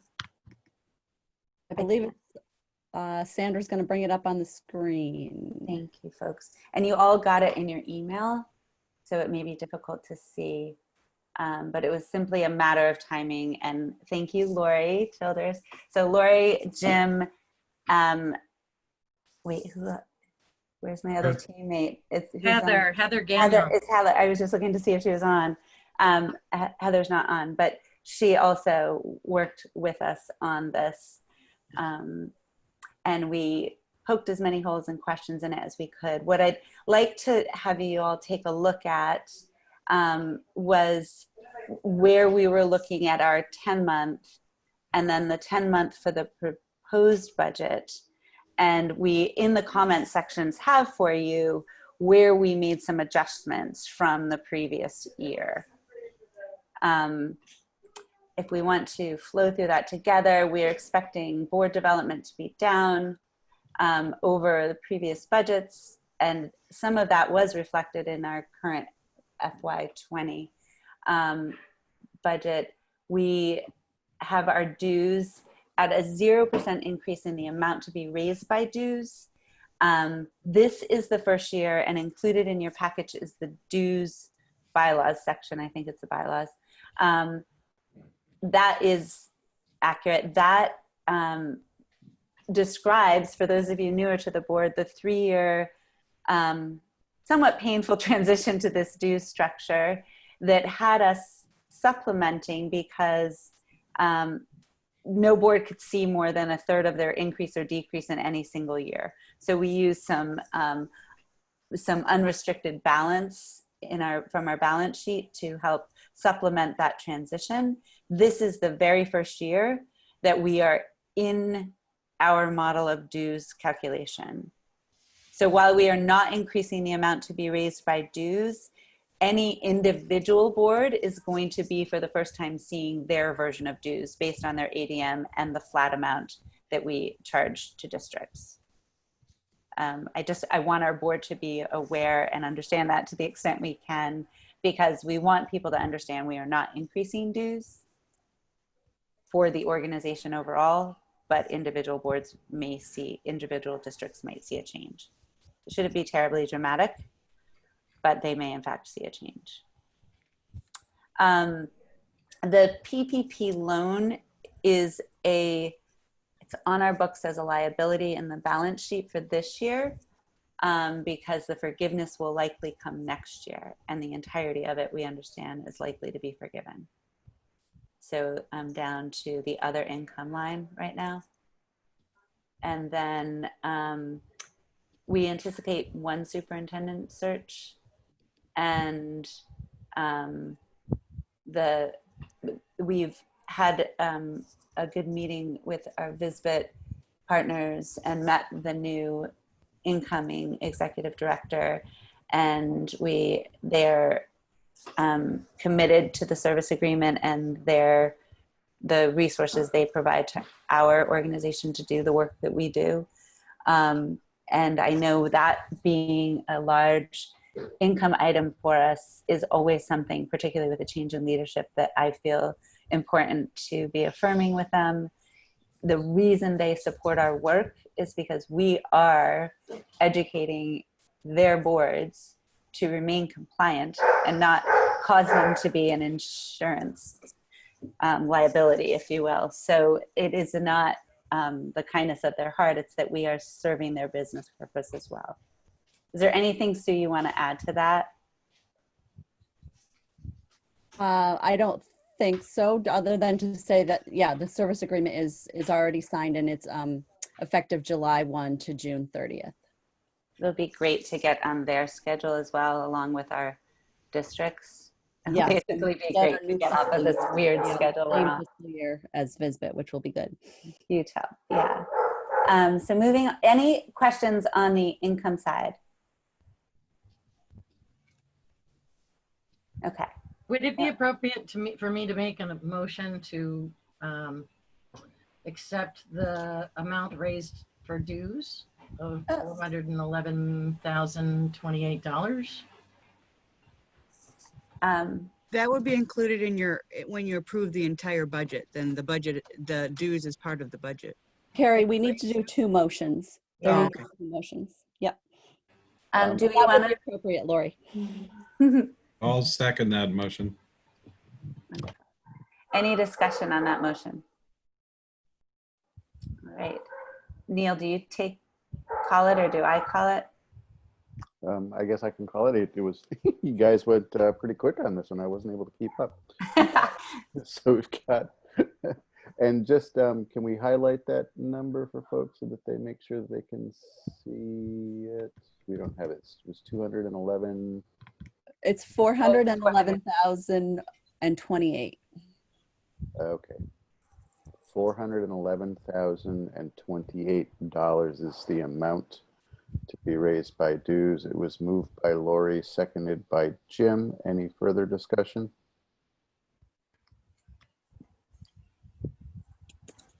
Seeing none, then all of those in favor, please say aye. Aye. Aye. Any opposed? Any abstentions? The ayes have it. Thank you, Lori. Kim, yeah. just before you get back into this, you're doing an accrual basis here. You're not doing a cash basis. Yeah. On this yes, budget. Carrie, right? Yes. Okay. All right. Carrie, you jump in and correct me if I'm getting any of that wrong. No, accrual's correct. Okay. We went to the accrual system about 12 years ago. Thank you. And so as we go through, we're on the expense side. Great, thank you. I'm on my bigger one so I can actually read it. We are, I gotta extend it so I can see. Oh no, where'd it go? Okay, there we go. Sorry. As we go down here, we're making adjustments, obviously, for no conference. We had both of the conferences already. The audit and tax prep, it's a full audit year, so it's more expensive. Benefits, we know the health increase to be, or we expect it to be 13% now. And we had a change in participation, so even with the increase, the participation coverage changed. And then the board, we are looking to do implicit bias training for our board. And we have, the staff is going to be doing that version of training themselves first, I think with VSA, is that correct? Sue, I think. Yes, we're doing it with VSA, VPA, VSBA, and I think VCSEA. We're doing it in September. So we'll have the advantage of their having been through it, and we will be looking to schedule for our VSBA board to do a similar training or some version of that. The collective bargaining supports expenses are expected, have been more than we anticipated when we ended up taking on that work as required by the law. So there's an unfunded mandate for you. And then like we aren't using copiers as much, but we do anticipate using greater online services for meetings and otherwise as this year moves on. Some of the other noteworthy items, the delegate expenses, and then I'm sorry, I'm just looking down further. So we anticipate with a public policy analyst that with this split session, we'll have more hours in this fiscal year. So we've got August and the regular season, August, September, I guess, and the regular legislative session. This budget includes a 3.5% pay increase. And I mentioned the implicit bias training. And if we end up with one search, superintendent search, then we will have the expense of hiring one consultant. And then we may, right, thank you. Probably depending on our workflow and Susan's work, perhaps that is different. But the carried forward is what I was mentioning. We had budgeted the using last year 17,820 in carry forward. The actual is going to have us not. I think there's still some of the year remaining to be run out, but it seems as though we won't be needing to use carry forward that was anticipated to be needed this year. That was, again, partially in us balancing out the transition to the due structure. But what we have built in here is a surplus that is going to be carried forward for the FY22 budget. And that is reflective of approximately 2 months worth of dues.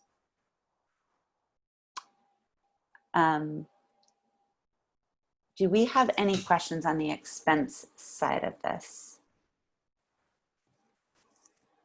Can I ask about the salary increase? Is that something recommended by the executive committee? We set Sue's salary, and then Sue sets the salary for the staff. So similar to a school district situation where we set the superintendent's salary. So this is the only chance the board has to review that? Yes, I think, Neil, have we, I don't remember exactly how we do Sue's salary. Yep, so Sue's salary is actually specified in her contract. Sue is to be offered a salary increase between 2 and 5%, according to the contract that we agreed with her. And so 3% being sort of the middle between those two numbers, or sorry, 3.5% being the middle between those two. And then as we had mentioned before, then Sue as the executive director is in charge of proposing the salary structure for the employees. So to answer your question, Mark, if you have concerns about the salary and pay increase, now is the time to discuss those. I'm certain I don't, but I'm sure everybody's facing this. We're going through union negotiations and we're saying, and I know my salary hasn't increased much over 1.5, and then, we bring the staff up that much and we're telling the teachers and stuff, we just don't have the money. I'll go along with the recommendation, of course, but it could be a little tough. Completely understand the point you make. And maybe, Mark, just for my clarification, when you're talking 1.5, is that 1.5 on base or is that 1.5 total? To be worked out. They started at 6.5. So, you know how that goes. Yep. No, I know how it goes. And I just want, so for clarification purposes, so for example, if it's like what I'm experiencing in my home district, when they originally came to the table asking for 3% on base, what we all know is the 3% on base can equate to somewhere between, a 4 to a 6% increase for somebody that's, in the middle of the step and track system. Well, because we brought a number of districts together that had different contracts, we're trying to figure out all the columns and levels. So it's very complicated. I can't answer that for you without the business manager. Okay. Point well taken, though. It can be quite complicated. But, I will say that, board members, I think, are always in a difficult position when it comes to salary increases, and especially those of us that work on the VSBA. I believe personally that the 3.5 is worth the amount of work that we are getting out of this body of employees that we have working for us. It's astounding. And I don't know if folks had a chance to take a look at the email message that I sent out a couple weeks ago. But our folks are worth this, and I will stand behind this recommendation at this meeting. And the other thing I think for context to remember is Nicole, having been in the position for much longer, left at a higher salary. So just to, bear that in mind as well. I think if we were looking 12-month over 12-month with the change in personnel, this wouldn't represent, and please correct me if I'm wrong, Carrie or Sue, a 3.5% increase over a 12, if we were looking at 12-month versus 12-month. Did I get that right? I think you did, Kim. It's as far as the line item itself increase, I believe it's 2 or 2.5% for the line item due to the change in personnel. Okay, any other questions on the expense side? This is Lori. Hi, Lori.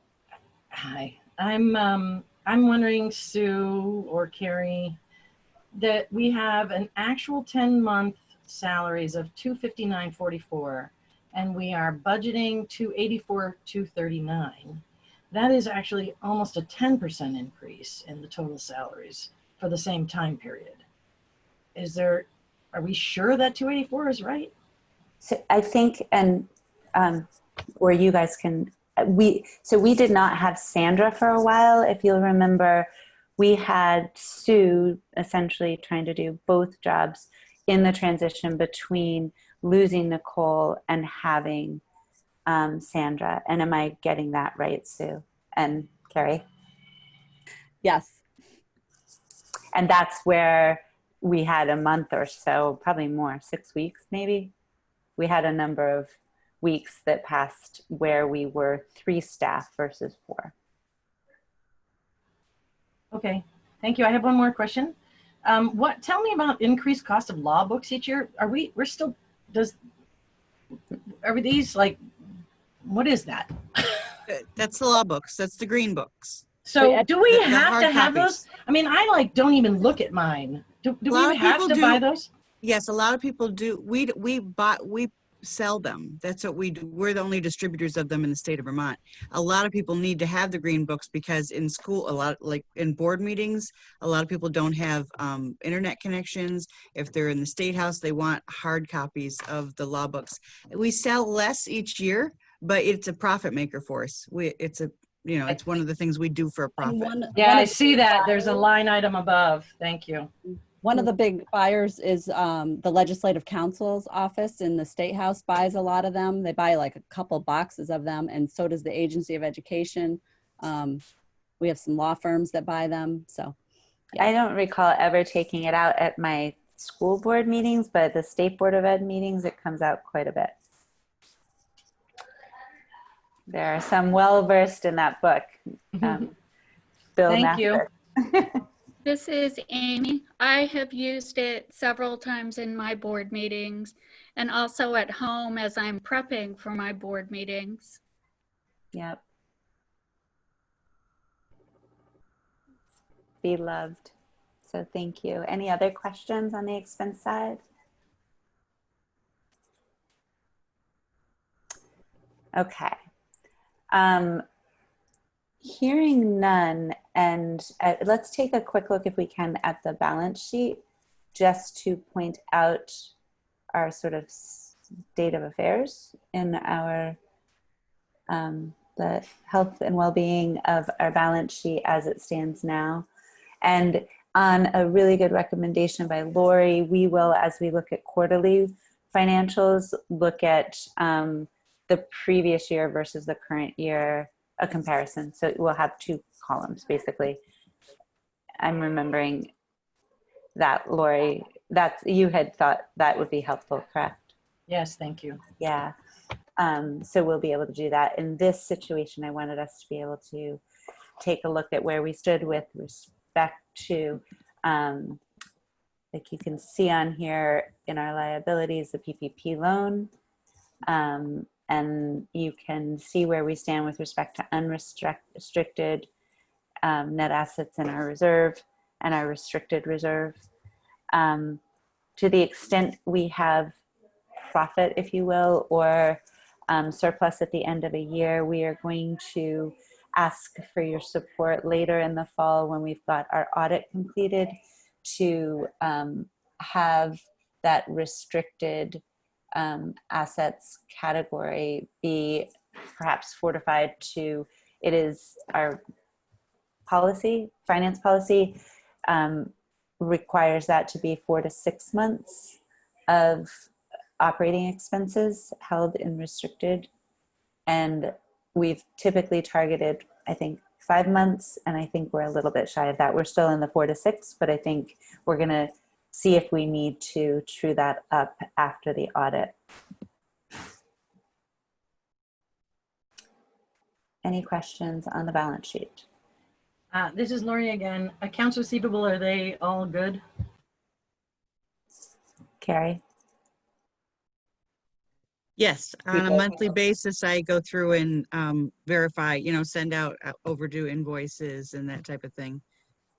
I'm sorry, I should have been more clear. Do we think we're going to receive that whole amount, Carrie? Yes, I do believe we will.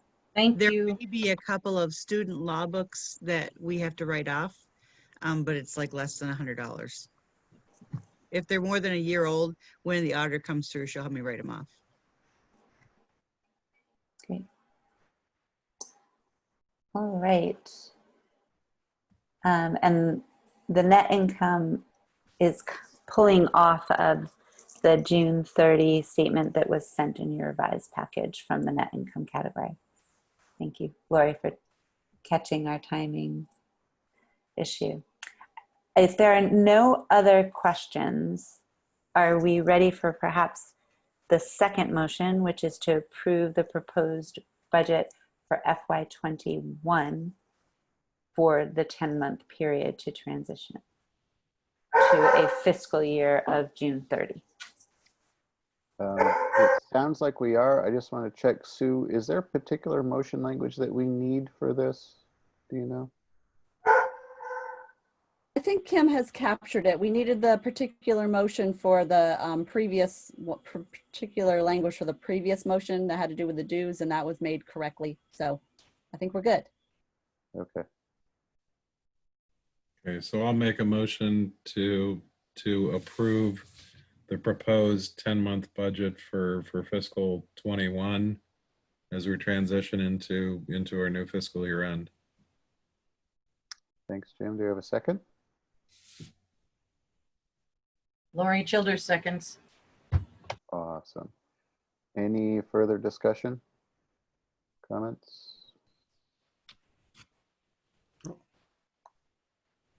All right. Seeing none then. All those in favor, please say aye. Aye. Aye. Aye. Aye. Any opposed? Any abstentions? Neil, if you don't mind, I just want to give kudos to Kim because she spent a ton of time on this, and I'm really grateful. Thank you. Thank you all. I was going to say thank you to the team because there was a lot of things to think about that were pretty unusual. And thank you so much. Jim joined us on the call with the auditor, and boy, Carrie and Sue, we just kept poking holes at it to try and make sure we had thought of everything. We had PPP, we had a transition to a 10-month budget, we had, unusual income and expenses given the circumstances. So hats off and thank you to everybody. No, excellent work, guys. Greatly appreciate it. Moving on then, as Don was hinting at before, August is the time when we elect a VSBA president. With that, I guess I will open the floor for nominations. I'll nominate Neil Odell. Thank you. And I will say, if there is one thing, and I have learned many things from our past president, Clarence, it is that nominations do not need a second. Are there any further nominations?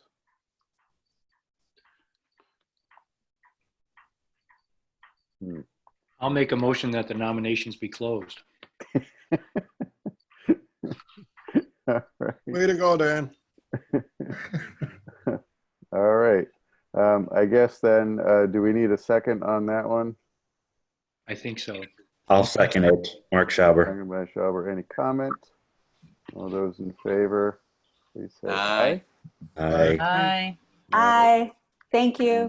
Yes, thank you. Well, I think that closed the nominations process. Yeah, I'm not didn't sure do that the actually elected anybody. All right. I guess all those in favor of taking me on for another year as president, please say aye. Aye. Aye. Aye. Aye. Thank you, Neil. Any opposed? Neil, I want to know the name of the two dogs that were barking yes back there. Oh, They voted Did you aye. hear those, did you hear those dogs barking? you think that the vote was skewed slightly? I think so. Okay. Thank you all. I greatly appreciate the confidence that you have in my ability to actually get us through another year of this. Moving on then to the consent agenda, which included our June minutes as well as the July special meeting. This is Lori Childers. I will move to adopt the June minutes and the July special meeting minutes as written. I'll second it. Okay, seconded by Clarence. Any further comments or questions, clarifications? Seeing none. All those in favor of the minutes of 2 meetings, please say aye. Aye. Aye. Aye. Or raise your virtual thumbs, I see some are doing. Or your actual thumb. Any opposed? Any abstentions? None. Holy cow, board. Like, you guys did a great job tonight. Like, we were supposed to go until like 7:30, and even I thought that was going to be like pretty ambitious. But dang, we did it. Any items that board members would like to see on future board meetings? What about the retreat? Retreat, yeah. that was still left hanging fire. Are we gonna wait a little while longer and decide if it's gonna be scheduled or no? Did you have some more thoughts on that, Sue? Oh, I just wonder if anyone wants to give input about whether you would like to do a remote retreat or it's going to be, I think, difficult for us to hold one in person. Can We you wait, might Sue? be able to find an outside pavilion somewhere that we could do it. We're not allowed to be in the 2 Prospect Street conference room right now. The rules of the building are that outside, groups are not allowed to come in to protect the employees that are working there. So, and I don't think there's room enough in there for us to spread out sufficiently to be 6 feet away from each other. But if you want to try to have one at an outdoor pavilion somewhere, we could start looking for one. So this is Colleen.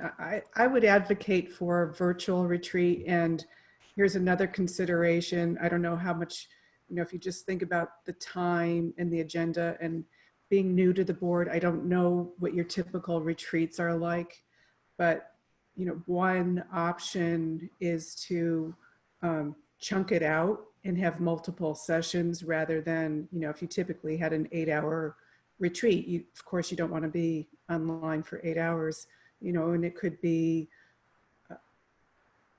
3 sessions that last 90 minutes or 2 sessions that last 2 hours or something. But think about restructuring it in an online environment and then use multiple meeting rooms, set it up ahead of time so that within Zoom you can move people out into breakout rooms if that's part of your practice in the past. And again, I have 0 idea, but I would advocate for just chunking it out a little bit differently and try to do it over a couple of sessions perhaps. Thanks for that suggestion. Anyone else have any comments either on the idea of retreat or other future agenda topics? Neil, this is not about the retreat, but I've been talking with Susan Holsom, and she's been talking, I'm sure, with Sandra and Sue, but we just went through an activity tonight with the resolutions. I thought they went okay. I wished my connection had been better, but when we get to the annual meeting, we're going to have probably 100+ people trying to talk about resolutions. So any ideas are welcome. I know Susan Holsom's on vacation, but she's working on it with Sue and Sandra. So maybe at the September meeting, we'll spend a little bit of time just saying, how do we see this working?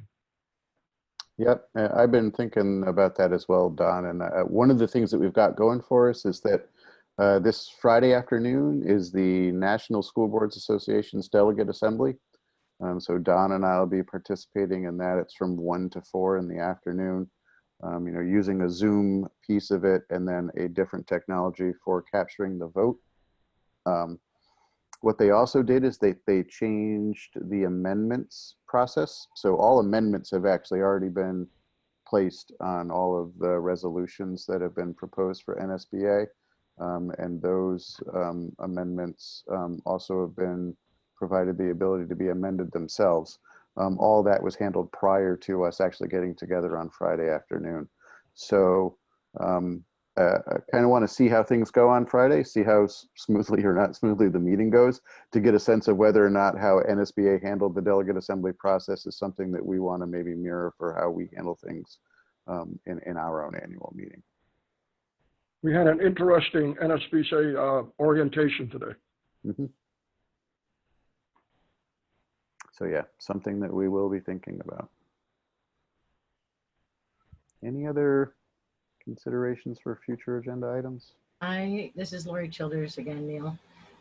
Can we discuss getting resolution number 6 on Sue's list for this short legislative session? This is about the funding of mental health counseling, emotional wellness, psychological supports. Resolution 6 of the resolutions that we looked at tonight? Yes. Yes. Well, Oh, right. Nobody's voted it in yet. Right. So I don't want to. I don't want to Okay. execute. I don't want to execute on it yet until the full VSBA membership has had a chance to vote on it. Got it. Darn it. Okay. Yeah. No. Thank you, Lori. I would love to see that. You're thinking proactively, which is good. As would I, Lori, but I think we're doing We the right thing. we probably already have something on the books that covers that subject. I would suspect. I haven't looked at on the bylaws, but that's kind of a no-brainer that we want the state to fund that those issues. We can. We'll take a look and see Yeah, what I we think come we up. probably do. And I will definitely look at that and There might use be any an resolution. avenue to use that. And don't forget your voice as a local school board members. Your local legislators do listen to school board members sometimes. And it'd be great to have that resolution done, but I would have no problem. I won't speak to it as a resolution of VSBA, but buttonhole my senators and my local legislator in the House and say, hey, some of us around the state are thinking, or we're thinking here in our school district about this. Sometimes they listen to us election year. Indeed. Well, if there are no other items, I think we can call it a wrap for this evening. I hope your reopening plans are going as smoothly as they possibly can. I hope that you board members have a chance to relax a little bit before our schools open up for whatever mode of learning you're providing. And I hope that you can enjoy the waning days of August, and maybe it'll cool down a little bit so that it won't be so bad. Move the adjournment. Yes. Clarence, did you make a motion to adjourn? Yes, I did. All right. Do we have a second? Wait, I have a question. Oh, I'm sorry. Is this isn't Clarence's last meeting, is it? Typically, I don't think so. I think it would be until November that he would Okay. serve. yeah, we elect the president now, but the president actually doesn't assume the position, I believe, until after the annual meeting, Thank you. which would be associated with our delegate assembly this year. Got it. Right. The president, I think it's in the bylaws, it says November 1, the president starts. Got it. Thank you. So no, we get to keep Clarence for a little while. Making sure. Hang in there, Clarence. Thank you. Absolutely. Stick with us. Clarence made a motion to adjourn. Is there a second? Second. All right. So can I throw something in? I know, I'm sorry. In the new language that came out from the AOE on the page 5, it says steps will be determined for the entire state by the Department of Health based on epidemiological data, including indicators based on symptoms. And then all schools in Vermont will operate under the same step level unless epidemiological conditions warrant otherwise. When I first read that, I thought to myself, does that mean all our schools are on the same plan? Does anybody else read it that way? Wouldn't it just mean like level 2, level 3, or whatever they're calling these levels? That's what I expected, but I mean, the language was, it shocked me. And I haven't heard anything like, Vermont Digger or anybody digging into this, but I just wondered if anybody else saw it and considered it. Yeah, I haven't had a chance to review it yet, but I don't know if Sue, if any folks that you've talked to have picked up on anything. No, I think that language has been there since June, since the first. No, this is new. It's on page 5 and it says new. It says new. Okay. Big green letters. So steps will be determined by the entire state by the Department of Health. Okay. So that is, I believe those are the steps. They've got stages or steps 1, 2, and 3, and those have to do with the epidemiological conditions in the state. So I think they're having all schools open in step 2. But if things are going well, they'll move everyone into step 3. But that doesn't, they're still allowing flexibility and local decisions about the mode of instruction. It doesn't have anything to do with the mode of instruction. If that's what your question. Is that, Lori, there was a document that was updated yesterday. Is that the one? Yeah. Yeah. Yes, that is correct. That language was in something prior to this.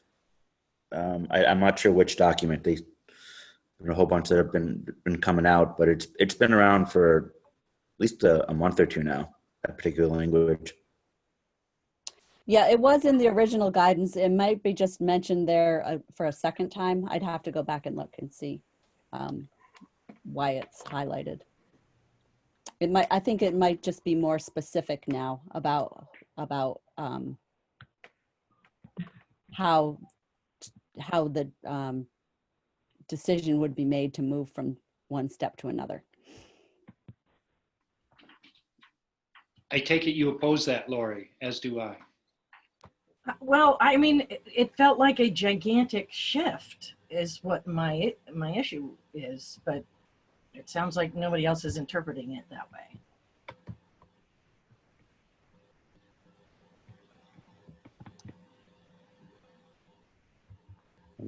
I'm guessing that is likely true, Lori, but I haven't had a chance to take a look at it yet, so I will try to see if I can read through it before the end of the week, and certainly we'll be talking with Sue if our understanding of any of this has changed.